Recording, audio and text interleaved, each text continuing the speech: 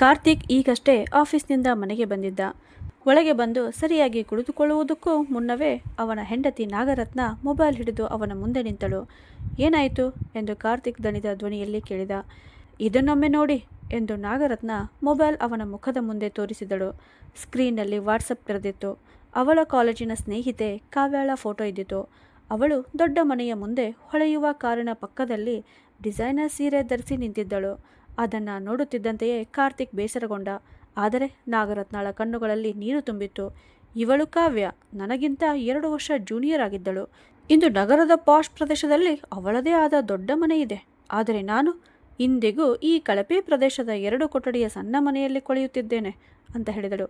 ಕಾರ್ತಿಕ್ ಮೌನವಾಗಿ ಶೂಗಳನ್ನು ತೆಗೆದನು. ಈ ಮಾತುಕತೆ ಯಾವ ದಿಕ್ಕಿಗೆ ಹೋಗುತ್ತದೆ ಎಂಬುದು ಅವನಿಗೆ ಚೆನ್ನಾಗಿ ಗೊತ್ತಿತ್ತು. ಸಾಕು ರತ್ನ ಅಂತ ಅವನು ಹೇಳಿದಾಗ, ಏಕೆ ಸಾಕು ಎಂದು ನಾಗರತ್ನ ಕೋಪದಿಂದ ಕೂಗಿದಳು. ನಿನ್ನ ಸ್ನೇಹಿತ ವಿಜಯನನ್ನ ನೋಡಿ. ಕಳೆದ ತಿಂಗಳು ಹೊಸ ಕಾರು ತೆಗೆದುಕೊಂಡಿದ್ದಾನೆ. ಅದು ಸಾಮಾನ್ಯ ಕಾರಲ್ಲ, ರೇಂಜ್ ರೋವರ್. ಮತ್ತೊಬ್ಬ ಸ್ನೇಹಿತ ಸುಧಾಕರ್ ತನ್ನ ಹೆಂಡತಿಯನ್ನು ದುಬೈಗೆ ಕರೆದುಕೊಂಡು ಹೋಗಿದ್ದಾನೆ. ಪ್ರತಿದಿನ ಹೊಸ ಹೊಸ ಫೋಟೋಗಳನ್ನು ಹಾಕುತ್ತಾರೆ. ಆದರೆ ನಾವು ವಿದೇಶ ಪ್ರವಾಸ ಹೋಗುವುದು ದೂರದ ಮಾತು. ತಿಂಗಳ ಕೊನೆಯ ವಾರದಲ್ಲಿ ಖರ್ಚು ನಿಭಾಯಿಸುವುದೇ ಕಷ್ಟವಾಗುತ್ತದೆ ಅಂತ ಹೇಳಿದಳು. ಹಾಗಾದರೆ ನಾನು ಏನು ಮಾಡಲಿ? ATM ಒಡೆಯಲ್ಲ? ಬ್ಯಾಂಕ್ ದೋಚಲ ಎಂದು ಕಾರ್ತಿಕ್ ನಿರಾಶೆಯಿಂದ ಕೇಳಿದ. ಏನಾದರೂ ಮಾಡಿ ಎಂದು ನಾಗರತ್ನ ಕಿರುಚಿದಳು. ಒಂದು ದಾರಿ ಹುಡುಕಿ. ಸುತ್ತಮುತ್ತ ನೋಡಿದರೆ ಎಲ್ಲವೂ ಮುಂದಕ್ಕೆ ಹೋಗುತ್ತಿದ್ದಾರೆ. ನಾವು ಇನ್ನೂ ಒಳ್ಳೆಯ ಮನೆ ಕೂಡ ಕೊಂಡುಕೊಳ್ಳಲಿಲ್ಲ. ಏಕೆ ಗೊತ್ತಾ ಅಂದಳು. ಏಕೆ ಎಂದು ಕಾರ್ತಿಕ್ ಕೇಳಿದಾಗ ನಾಗರತ್ನ ಆಳವಾಗಿ ಉಸಿರೆಳೆದು ನಂತರ ಅವಳ ಬೆರಳು ಗಾಯತ್ರಿ ದೇವಿಯವರ ಕೋಣೆಯ ಕಡೆ ತೋರಿಸಿತು. ಈ ಮನೆಯಲ್ಲಿ ಒಂದು ಅನಗತ್ಯ ಭಾರ ಇದೆ, ಅದಕ್ಕೆ ಅಂದಳು. ಆ ಮಾತು ಕೇಳುತ್ತಿದ್ದಂತೆಯೇ ಕೋಣೆಯಲ್ಲಿ ಕುಳಿತಿದ್ದ ಗಾಯತ್ರಿ ದೇವಿಯವರ ಕಣ್ಣ ಮುಂದೆ ಕತ್ತಲೆ ಆವರಿಸಿತು. ಆದರೆ ನಾಗರತ್ನ ನಿಲ್ಲಲಿಲ್ಲ. ಪ್ರತಿ ತಿಂಗಳು ಇವರ ಔಷಧಿಗೆ 5,000, ಡಾಕ್ಟರ್ ಫೀಗೆ 3,000, ಊಟ ತಿಂಡಿ ಬೇರೆ. ಒಟ್ಟಾರೆ ತಿಂಗಳಿಗೆ 10-12,000 ಖರ್ಚು ಕೇವಲ ನಿನ್ನ ತಾಯಿಯ ಮೇಲೆ ಮಾತ್ರ ಆಗುತ್ತದೆ. ಆದರೆ ನಿನ್ನ ಸಂಪೂರ್ಣ ಸಂಬಳವೇ 32,000 ಅಂತ ಹೇಳಿದಳು. ರತ್ನ, ಹೀಗೆ ಮಾತನಾಡಬಾರದು ಎಂದು ಕಾರ್ತಿಕ್ ತಡೆಯಲು ಪ್ರಯತ್ನಿಸಿದ. ಹಾಗಾದರೆ ನಾನೇನು ಮಾಡಲಿ ಎಂದು ನಾಗರತ್ನ ಆಳುತ್ತಾ, ಯಾರ ಬಳಿ ನನ್ನ ನೋವು ಹೇಳಿಕೊಳ್ಳಲಿ? ನಿನ್ನ ಬಳಿ ಹೇಳಿದರೆ ನೀನು ತಾಯಿಯ ಪರ ನಿಲ್ಲುತ್ತೀಯ. ಬೇರೆ ಯಾರಿಗಾದರೂ ಹೇಳಿದರೆ ನಮ್ಮ ಮನೆಗೆ ಕೆಟ್ಟ ಹೆಸರು ಆಗುತ್ತದೆ. ನಾನು ಈ ಮನೆಯಲ್ಲೇ ಉಸಿರುಗಟ್ಟಿಕೊಂಡಿದ್ದೇನೆ, ಗೊತ್ತಾ ನಿನಗೆ ಅಂತ ಹೇಳಿದಳು. ಇದನ್ನು ಕೇಳಿ ಗಾಯತ್ರಿ ದೇವಿಯವರು ಹೊರಗೆ ಬಂದರು. ಮಗಳೇ, ನನ್ನ ಕಾರಣದಿಂದ ಅನ್ನುವಷ್ಟರಲ್ಲಿ ಹೌದು ಎಂದು ನಾಗರತ್ನ ಮಧ್ಯದಲ್ಲೇ ಮಾತು ಕಡಿತ ಮಾಡಿದಳು. ನಿಮ್ಮ ಕಾರಣದಿಂದಲೇ. ನೀವು ಇಲ್ಲದಿದ್ದರೆ ತಿಂಗಳ ಕೊನೆಯಲ್ಲಿ ನಾವು ಹಣ ಉಳಿಸಬಹುದಿತ್ತು, EMI ಕಟ್ಟಬಹುದಿತ್ತು, ನಮ್ಮದೇ ಮನೆ ಕೊಂಡುಕೊಳ್ಳಬಹುದಿತ್ತು. ಆದರೆ ಇಲ್ಲ, ಇಲ್ಲಿ ಮೊದಲು ಅಮ್ಮ, ನಂತರ ಉಳಿದವರು ಅಂತ ಹೇಳಿದಳು. ಈ ಬಾರಿ ಕಾರ್ತಿಕ್ ಕೂಡ ಏನು ಹೇಳಲಿಲ್ಲ. ಅವನಿಗೂ ನಾಗರತ್ನ ಹೇಳೋದು ಸಂಪೂರ್ಣ ತಪ್ಪಲ್ಲ ಅನಿಸಿತು. ನಾಗರತ್ನ ಮತ್ತೆ ಕೋಪದಿಂದ, ಅವಳು ನಿನ್ನ ತಾಯಿ ಅಂದರೆ ನಾನು ನಿನ್ನ ಹೆಂಡತಿಯಲ್ಲವೇ? ನನಗೆ ಕನಸುಗಳಿಲ್ಲವೇ? ಆಸೆಗಳಿಲ್ಲವೇ? ಹೀಗೆ ಹೇಳುತ್ತಾ ಅವಳು ಗಾಯತ್ರಿ ದೇವಿಯವರ ಹತ್ತಿರ ಬಂದಳು. ಒಂದು ಕ್ಷಣ ಅವಳ ಕಣ್ಣುಗಳಲ್ಲಿ ನಾಚಿಕೆ ಕಾಣಿಸಿತು. ಆದರೆ ತಕ್ಷಣವೇ ಕೋಪ ಮತ್ತೆ ಮೇಲುಗೈ ಸಾಧಿಸಿತು. ನಂತರ ನಿಧಾನವಾದ ಧ್ವನಿಯಲ್ಲಿ, ಅತ್ತೆ, ನೀವು ಹೇಳಿ, ನೀವು ಇಲ್ಲದಿದ್ದರೆ ನಾವು ಈಗ ಎಲ್ಲಿರುತ್ತಿದ್ದೆವು ಅಂತ ಕೇಳಿದಳು. ಗಾಯತ್ರಿ ದೇವಿಯವರ ತುಟಿಗಳು ನಡುಗಿದವು. ಮಗಳೇ ಅನ್ನುವಷ್ಟರಲ್ಲಿ, ಹೇಳಿ ಅತ್ತೆ. ನಾಗರತ್ನ ಮತ್ತೆ ಮಧ್ಯದಲ್ಲೇ ತಡೆದಳು. ಪ್ರತಿ ತಿಂಗಳು ನಿಮ್ಮ ಮೇಲೆ ಖರ್ಚಾಗುವ 12,000 ಉಳಿದರೆ ವರ್ಷಕ್ಕೆ ಎಷ್ಟು ಆಗುತ್ತದೆ? ಸುಮಾರು 1.5 ಲಕ್ಷ. 2 ವರ್ಷದಲ್ಲಿ 3 ಲಕ್ಷ. ಅದರಿಂದ ನಾವು ಒಳ್ಳೆಯ ಮನೆಗೆ ಡೌನ್ ಪೇಮೆಂಟ್ ಕೊಡಬಹುದಿತ್ತು ಅಂತ ಹೇಳಿದಳು. ಕಾರ್ತಿಕ್ ಮುಂದೆ ಬಂದು ನಾಗರತ್ನಾಳ ಕೈ ಹಿಡಿದು, ಸಾಕು ರತ್ನ, ತುಂಬ ಆಯಿತು ಅಂತ ಹೇಳಿದ. ಅವನು ತನ್ನ ತಾಯಿ ತೂಗಾಡುತ್ತಿರುವುದನ್ನು ನೋಡಿ ತಕ್ಷಣ ಅವರಿಗೆ ಆಸರೆ ನೀಡಿದ. ಅಮ್ಮ ನೀವು ಒಳಗೆ ಹೋಗಿ. ರತ್ನ ಸ್ವಲ್ಪ ಟೆನ್ಷನ್ನಲ್ಲಿ ಇದ್ದಾಳೆ ಎಂದು ಕಾರ್ತಿಕ್ ಹೇಳಿದ. ಸ್ವಲ್ಪ ಅಲ್ಲ, ತುಂಬ ಬೇಸರವಾಗಿದೆ ನನಗೆ ನಿನ್ನ ತಾಯಿಯಿಂದ ಎಂದು ನಾಗರತ್ನ ಹಿಂದಿನಿಂದಲೇ ಕೋಪದಿಂದ ಕೂಗಿದಳು. ಗಾಯತ್ರಿ ದೇವಿಯವರು ಮೌನವಾಗಿ ತಮ್ಮ ಕೋಣೆಯೊಳಗೆ ಹೋದರು. ಒಳಗೆ ಹೋಗಿ ಬಾಗಿಲು ಮುಚ್ಚಿ ಹಾಸಿಗೆಯ ಮೇಲೆ ಕುಳಿತರು. ಅವರ ಎದೆಯಲ್ಲಿ ತೀವ್ರವಾದ ನೋವು ಎದ್ದಿತು. ತಮ್ಮದೇ ಮನೆ ಈಗ ತಮ್ಮದಾಗಿಲ್ಲ ಎಂಬುದು ಅವರಿಗೆ ಸ್ಪಷ್ಟವಾಗಿತ್ತು. ಅವರು ಈ ಮನೆಯಲ್ಲಿ ಒಂದು ಭಾರವಾಗಿ ಬಿಟ್ಟಿದ್ದರು. ಹೊರಗಿನಿಂದ ಇನ್ನೂ ಜಗಳದ ಧ್ವನಿಗಳು ಕೇಳಿಸುತ್ತಲೇ ಇದ್ದವು. ನಾಗರತ್ನ ಈಗ ಇನ್ನೂ ಹೆಚ್ಚು ಕೋಪದಿಂದ ಮಾತನಾಡುತ್ತಿದ್ದಳು. ಕಾರ್ತಿಕ್, ನನ್ನ ಅಪ್ಪ ಮದುವೆಗೆ ಎಷ್ಟು ಹಣ ಖರ್ಚು ಮಾಡಿದ್ದರು ಗೊತ್ತಾ? ಲಕ್ಷಾಂತರ ರೂಪಾಯಿ ಅಂತ. ಕೋಣೆಯಲ್ಲಿ ಕುಳಿತಿದ್ದ ಗಾಯತ್ರಿ ದೇವಿಯವರಿಗೆ ಆ ಮಾತುಗಳು ಕೇಳಿಸದೇ ಹೋದಂತಾಯಿತು. ಅವರ ಮನಸ್ಸಿಗೆ 10 ವರ್ಷಗಳ ಹಿಂದೆ ತೀರಿಕೊಂಡ ತಮ್ಮ ಗಂಡನ ನೆನಪು ಬಂದಿತು. ಗೋಡೆಯ ಮೇಲೆ ಹಾಕಿದ್ದ ಅವರ ಫೋಟೋವನ್ನು ನೋಡಿ ಅವರು ನಿಧಾನ ಸ್ವರದಲ್ಲಿ, ನೋಡುತ್ತಿದ್ದೀರಾ, ಇಂದು ನಿಮ್ಮ ಹೆಂಡತಿ ತನ್ನದೇ ಮನೆಯಲ್ಲಿ ಅನಗತ್ಯ ಭಾರವಾಗಿ ಬದುಕುತ್ತಿದ್ದಾಳೆ. ನೀವು ನನ್ನ ಜೊತೆ ಇದ್ದಿದ್ದರೆ ಕನಿಷ್ಠ ಯಾರೂ ನನ್ನನ್ನು ಭಾರ ಅಂತ ಹೇಳುತ್ತಿರಲಿಲ್ಲ. ಅಯ್ಯೋ, ನನ್ನ ಸೊಸೆ ಅರ್ಥ ಮಾಡಿಕೊಂಡಿದ್ದರೆ ಚೆನ್ನಾಗಿರುತ್ತಿತ್ತು. ವೃದ್ಧಾಪ್ಯ ಅವಳಿಗೂ ಬರುತ್ತದೆ. ಇಂದು ನಾನು ಇದ್ದೇನೆ, ನಾಳೆ ಅವಳು ಇದೇ ಸ್ಥಿತಿಯಲ್ಲಿ ಇರಬಹುದು ಅಂತ ಹೇಳಿದರು. ಗಾಯತ್ರಿ ದೇವಿಯವರ ಗಂಡ ಸತ್ತು 10 ವರ್ಷಗಳು ಕಳೆದಿದ್ದವು. ಅವರ ಏಕೈಕ ಮಗ ಕಾರ್ತಿಕ್ ಮತ್ತು ಸೊಸೆ ನಾಗರತ್ನ ಅವರ ಬದುಕಿನ ಆಧಾರವಾಗಿದ್ದರು. ಒಂದು ಕಾಲದಲ್ಲಿ ಈ ಮನೆ ನಗು ಮತ್ತು ಸಂತೋಷದಿಂದ ತುಂಬಿಕೊಂಡಿತ್ತು. ಚಿಕ್ಕವನಾಗಿದ್ದ ಕಾರ್ತಿಕ್ ಗಾಯತ್ರಿಯವರ ಬೆರಳು ಹಿಡಿದು ನಡೆಯುತ್ತಿದ್ದ ದಿನಗಳು ಅವರಿಗೆ ನೆನಪಾಗುತ್ತಿದ್ದವು. ಆದರೆ ಈಗ ಅದೇ ಮನೆಯ ಗೋಡೆಗಳೇ ಅವರನ್ನು ಕಚ್ಚಲು ಬರುವಂತಿತ್ತು. ಕಾಲ ಕಾರ್ತಿಕನನ್ನು ದೊಡ್ಡವನನ್ನಾಗಿ ಮಾಡಿತು, ಗಾಯತ್ರಿಯವರನ್ನು ವೃದ್ಧರನ್ನಾಗಿ ಮಾಡಿತ್ತು. ಕಾರ್ತಿಕ್ ಒಂದು ಸಣ್ಣ ಖಾಸಗಿ ಕಂಪನಿಯಲ್ಲಿ ಕೆಲಸ ಮಾಡುತ್ತಿದ್ದ. ಅವನ ಸಂಬಳ ಮನೆಯ ಖರ್ಚಿಗೆ ಕಷ್ಟಪಟ್ಟು ಸಾಕಾಗುತ್ತಿತ್ತು. ಆದರೆ ಅವನ ಹೆಂಡತಿ ನಾಗರತ್ನಾಳ ಕನಸುಗಳು ದೊಡ್ಡದಾಗಿದ್ದವು. ಅವಳಿಗೆ ದೊಡ್ಡ ಕಾರು, ದೊಡ್ಡ ಮನೆ, ದುಬಾರಿ ಬಟ್ಟೆ ಮತ್ತು ಆಭರಣಗಳ ಆಸೆ ಇದ್ದಿತು. ಆ ಆಸೆಗಳು ನೆರವೇರದಾಗ ಮನೆಯಲ್ಲಿ ಜಗಳ ಶುರುವಾಗುತ್ತಿತ್ತು. ಆ ಜಗಳದ ಎಲ್ಲ ಆರೋಪವೂ ಗಾಯತ್ರಿ ದೇವಿಯವರ ಮೇಲೆ ಬೀಳುತ್ತಿತ್ತು. ಎಲ್ಲವೂ ನಿನ್ನ ತಾಯಿಯ ಕಾರಣ ಎಂದು ನಾಗರತ್ನ ಆಗಾಗ ಕಾರ್ತಿಕನ ಮನಸ್ಸು ಕೆಡಿಸುತ್ತಿದ್ದಳು. ಇವರ ಚಿಕಿತ್ಸೆಯ ಖರ್ಚು, ಊಟದ ಖರ್ಚು, ಇವರು ಇಲ್ಲದಿದ್ದರೆ ನಾವು ಕೂಡ ಸ್ವಲ್ಪ ಹಣ ಉಳಿಸಬಹುದಿತ್ತು ಅಂತ. ಮಾತಿಗೆ ಮಾತ್ರ ಕಾರ್ತಿಕ್ ತನ್ನ ತಾಯಿಯ ಪರ ನಿಂತಂತೆ ತೋರಿಸುತ್ತಿದ್ದ. ಅವರ ಮುಂದೆ ಅವನಿಗೆ ತುಂಬ ಕಾಳಜಿ ಇರುವಂತೆ ನಡೆದುಕೊಳ್ಳುತ್ತಿದ್ದ. ಆದರೆ ನಿಜ ಏನೆಂದರೆ ಪ್ರತಿದಿನದ ಜಗಳಗಳು ಮತ್ತು ನಾಗರತ್ನಾಳ ಕಣ್ಣೀರು ನಿಧಾನವಾಗಿ ಅವನ ಮನಸ್ಸಿನಲ್ಲಿಯೂ ವಿಷ ತುಂಬತೊಡಗಿದ್ದವು. ಈಗ ಅವನಿಗೂ ತನ್ನ ತಾಯಿ ಒಂದು ಭಾರವಾಗಿ ಕಾಣತೊಡಗಿದ್ದರು. ಗಾಯತ್ರಿ ದೇವಿಯವರು ಎಲ್ಲವನ್ನ ಅರ್ಥ ಮಾಡಿಕೊಂಡಿದ್ದರು. ಅವರು ಕಡಿಮೆ ತಿನ್ನುತ್ತಿದ್ದರು, ಕಡಿಮೆ ಮಾತನಾಡುತ್ತಿದ್ದರು, ಮನೆಯ ಒಂದು ಮೂಲೆಯಲ್ಲಿ ಮೌನವಾಗಿ ಕುಳಿತುಕೊಳ್ಳುತ್ತಿದ್ದರು. ತಮ್ಮ ಮಗ ಮತ್ತು ಸೊಸೆಗೆ ತಮ್ಮ ಬಗ್ಗೆ ದೂರು ಹೇಳುವ ಅವಕಾಶ ಸಿಗಬಾರದೆಂದು ತಮ್ಮ ಗಂಡನ ಫೋಟೋ ಜೊತೆ ಮಾತನಾಡಿಕೊಂಡೇ ಮನದ ನೋವನ್ನು ಕಡಿಮೆ ಮಾಡಿಕೊಳ್ಳುತ್ತಿದ್ದರು. ಅವರ ಕಣ್ಣಿನಿಂದ ನಿರಂತರವಾಗಿ ಕಣ್ಣೀರು ಹರಿಯುತ್ತಿತ್ತು. ಆದರೆ ಆ ಕಣ್ಣೀರನ್ನು ತಮ್ಮ ಸೀರೆಯ ತುದಿಯಲ್ಲಿ ಮರೆ ಮಾಡುತ್ತಿದ್ದರು. ಏಕೆಂದರೆ ತಮ್ಮ ಅಳುವ ಧ್ವನಿ ಸೊಸೆಯ ಕಿವಿಗೆ ತಲುಪಬಾರದು ಎಂಬ ಭಯ ಅವರಲ್ಲಿದ್ದಿತು. ಆದರೆ ಅವರಿಗೆ ಗೊತ್ತಿರಲಿಲ್ಲ, ಮುಂದೆ ಬರಲಿರುವ ಬಿರುಗಾಳಿ ಅವರ ನಿಶಬ್ದ ಅಳುವಿಗಿಂತಲೂ ಹೆಚ್ಚು ಭಯಾನಕ ಮತ್ತು ಮೌನವಾಗಿರುತ್ತದೆ ಎಂದು. ಆ ಭಯಾನಕ ಜಗಳದ ನಂತರ ಮನೆ ಒಂದು ಮೌನ ಸಮಾಧಿಯಂತಾಗಿತ್ತು. ದಿನಗಳು ಕಳೆಯುತ್ತಿದ್ದರೂ ಕಾಲವೇ ನಿಂತಂತಿತ್ತು. ಗಾಯತ್ರಿ ದೇವಿಯವರು ಈಗ ತಮ್ಮ ಕೋಣೆಯಿಂದ ಹೊರಗೆ ಬರುತ್ತಿದ್ದುದು ಬಾತ್ರೂಮ್ಗೆ ಹೋಗಲು ಅಥವಾ ಅಡುಗೆ ಮನೆಯಿಂದ ನೀರು ತೆಗೆದುಕೊಳ್ಳಲು ಮಾತ್ರ. ನಾಗರತ್ನ ಅಡುಗೆ ಮಾಡಿ ಊಟದ ತಟ್ಟೆಯನ್ನು ಅವರ ಕೋಣೆಯ ಬಾಗಿಲಿನ ಬಳಿ ಇಟ್ಟು ಹೋಗುತ್ತಿದ್ದಳು. ಇಬ್ಬರ ಮಧ್ಯೆ ಮಾತುಗಳೇ ಮುಗಿದಿದ್ದವು. ಉಳಿದದ್ದು ಉಸಿರುಗಟ್ಟಿಸುವ ಮೌನ ಮಾತ್ರ. ಈ ಮೌನದ ಮಧ್ಯೆ ಕಾರ್ತಿಕ್ ಸಂಪೂರ್ಣವಾಗಿ ನಲುಗುತ್ತಿದ್ದ. ಒಂದು ಕಡೆ ತಾಯಿಯ ಒಣಗಿದ ಮುಖ ಅವನಿಗೆ ಅಪರಾಧ ಭಾವನೆ ತರುತ್ತಿತ್ತು. ಮತ್ತೊಂದು ಕಡೆ ನಾಗರತ್ನಾಳ ಕಠಿಣ ವರ್ತನೆ ಅವನನ್ನು ಇನ್ನಷ್ಟು ಅಸಹಾಯಕನನ್ನಾಗಿ ಮಾಡುತ್ತಿತ್ತು. ಈಗ ಆಫೀಸಿನಲ್ಲಿಯೂ ಅವನಿಗೆ ಮನಸ್ಸೇ ನೆಲೆಸುತ್ತಿರಲಿಲ್ಲ.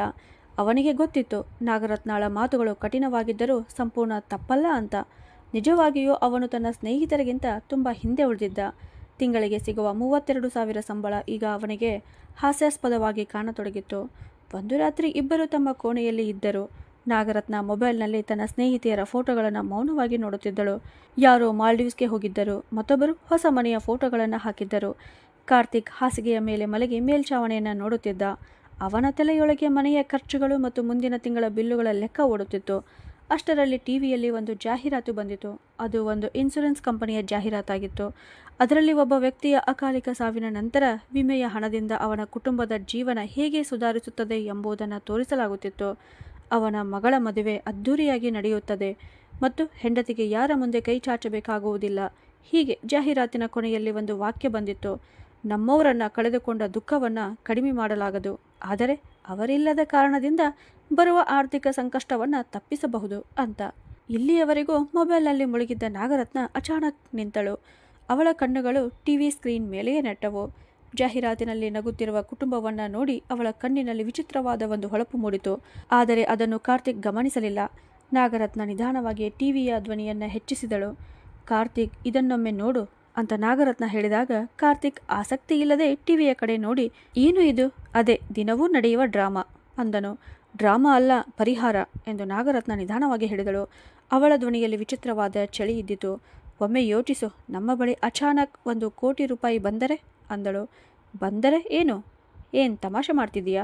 ಲಾಟರಿ ಹೊಡೆಯೋದಿಲ್ಲ ಅಲ್ವಾ ಎಂದು ಕಾರ್ತಿಕ್ ಮುಖ ತಿರುಗಿಸಿದ. ನಾಗರತ್ನ ಅವನ ಕಡೆ ತಿರುಗಿಸಿ ನೋಡಿದಳು. ಅವಳ ಕಣ್ಣುಗಳಲ್ಲಿ ಕುತಂತ್ರದ ಹೊಳಪು ಕಾಣಿಸುತ್ತಿತ್ತು. ಲಾಟರಿ ಅಲ್ಲ ಕಾರ್ತಿಕ್, ಜೀವನ ವಿಮೆ. ಅವಳು ನಿಧಾನ ಸ್ವರದಲ್ಲಿ, ನಾವು ಅತ್ತೆಯವರ ವಿಮೆ ಮಾಡಿಸಿದರೆ ಹೇಗೆ ಅಂತ ಹೇಳಿದಳು. ಕಾರ್ತಿಕನ ತಲೆಯಲ್ಲಿ ಏನೂ ಹೊಳೆಯಲಿಲ್ಲ. ಅವನು ತಕ್ಷಣ ಎದ್ದು ಕುಳಿತು, ಏನು ರತ್ನ, ನಿನಗೆ ಹುಚ್ಚೇನಾದರೂ ಹಿಡಿದಿದೆಯಾ? ನೀನು ಏನು ಮಾತನಾಡುತ್ತಿದ್ದಿ ಎಂಬುದು ಗೊತ್ತಿದೆಯಾ? ನನ್ನ ತಾಯಿಯ ವಿಮೆ ಅದು ಇಂಥ ಉದ್ದೇಶಕ್ಕಾಗಿ ಅಂತ ಕೇಳಿದನು. ನಾನು ತಪ್ಪೇನು ಹೇಳುತ್ತಿದ್ದೇನೆ ಎಂದು ನಾಗರತ್ನ ನಿರ್ಲಜ್ಜವಾಗಿ ವಾದಿಸಿದಳು. ಈಗ ಅವಳ ಧ್ವನಿ ನಿಧಾನವಾಗಿರಲಿಲ್ಲ, ಕಠೋರವಾದ ಸತ್ಯದಂತೆ ಕೇಳಿಸುತ್ತಿತ್ತು. ಅವರಿಗೆ ವಯಸ್ಸಾಗಿದೆ. ಇಂದು ಇಲ್ಲ ಅಂದರೆ ನಾಳೆ ಅವರಿಗೆ ಏನಾದರೂ ಆದರೆ ನಮಗೆ ಏನು ಸಿಗುತ್ತದೆ? ಅಳುವುದು ಮತ್ತು ಅಂತ್ಯಕ್ರಿಯೆ ಖರ್ಚು ಮಾತ್ರ. ಆದರೆ ವಿಮೆ ಇದ್ದರೆ ಕನಿಷ್ಠ ನಮ್ಮ ಜೀವನವಾದರೂ ಸರಿಯಾಗುತ್ತದೆ ಅಂದಳು. ಕಾರ್ತಿಕನ ಮುಖ ಬಿಳಿಯಾಗಿ ಹೋಗಿತ್ತು. ಸುಮ್ಮನಾಗು ರತ್ನ, ಆ ದೇವರಿಗಾದರೂ ಭಯಪಡು. ಇಂಥ ಮಾತುಗಳನ್ನು ಹೇಳಲು ನಿನಗೆ ನಾಚಿಕೆ ಆಗುವುದಿಲ್ಲವಾ ಅಂದನು. ನಾಚಿಕೆ ಮತ್ತು ಲಜ್ಜೆಯಿಂದ ಹೊಟ್ಟೆ ತುಂಬುವುದಿಲ್ಲ ಕಾರ್ತಿಕ್ ಎಂದು ನಾಗರತ್ನ ಅವನ ಕಣ್ಣಿಗೆ ಕಣ್ಣು ಹಾಕಿ ಹೇಳಿದಳು. ನಾನು ಅವರ ಸಾವು ಬೇಡಿಕೊಳ್ಳುತ್ತಿಲ್ಲ. ನಾನು ಕೇವಲ ಆರ್ಥಿಕ ಯೋಜನೆ ಬಗ್ಗೆ ಮಾತನಾಡುತ್ತಿದ್ದೇನೆ. ಹಾಗೇನೂ ಅವರು ಈಗ ಜೀವನವನ್ನು ಆನಂದಿಸುತ್ತಿಲ್ಲ ಅಲ್ವಾ? ಸದಾ ಅಸ್ವಸ್ಥರಾಗೇ ಇರುತ್ತಾರೆ. ಅದಕ್ಕಿಂತ ಅನ್ನುವಷ್ಟರಲ್ಲಿ ಸಾಕು ಎಂದು ಕಾರ್ತಿಕ್ ಕಿರುಚಿದನು. ಆದರೆ ಅವನ ಧ್ವನಿಯಲ್ಲಿ ಕೋಪಕ್ಕಿಂತ ಸೋಲು ಹೆಚ್ಚಾಗಿತ್ತು. ನಾಗರತ್ನಾಳಿಗೆ ತನ್ನ ಮಾತು ಸರಿಯಾದ ಜಾಗಕ್ಕೆ ತಲುಪಿದೆ ಎಂಬುದು ಅರ್ಥವಾಯಿತು. ಅವಳು ಅವನ ಹತ್ತಿರ ಬಂದು ನಿಧಾನ ಸ್ವರದಲ್ಲಿ, ಕಾರ್ತಿಕ್, ನಾನು ನಿನ್ನ ಶತ್ರು ಅಲ್ಲ. ನಾನು ನಿನ್ನ ಹೆಂಡತಿ. ನಿನ್ನ ಒಳ್ಳೆಯದನ್ನೇ ಬಯಸುತ್ತೇನೆ. ನಮ್ಮಿಬ್ಬರ ಒಳ್ಳೆಯದನ್ನು ಬಯಸುತ್ತೇನೆ. ನಿನಗೆ ಪ್ರಮೋಷನ್ ಸಿಗುತ್ತಿಲ್ಲ, ಸೈಡ್ ಬಿಸ್ನೆಸ್ ಕೂಡ ಮಾಡಲಾಗುತ್ತಿಲ್ಲ. ನೀನೇ ಹೇಳು, ಈ ಬಡತನದಿಂದ ಹೊರಬರಲು ನಮ್ಮ ಬಳಿ ಇನ್ನೇನಾದರೂ ದಾರಿ ಇದೆಯಾ ಅಂತ ಹೇಳಿದಳು. ಕಾರ್ತಿಕ್ ಮೌನವಾಗಿ ಕುಳಿತಿದ್ದ. ಅವನ ಬಳಿ ಯಾವುದೇ ಉತ್ತರ ಇರಲಿಲ್ಲ. ನಾಗರತ್ನಾಳ ಪ್ರತಿಯೊಂದು ಮಾತು ಕಹಿಯಾದ ಸತ್ಯವಾಗಿತ್ತು. ನಿಜವಾಗಿಯೂ ಅವನು ಸೋತ ಮನುಷ್ಯನಾಗಿದ್ದ.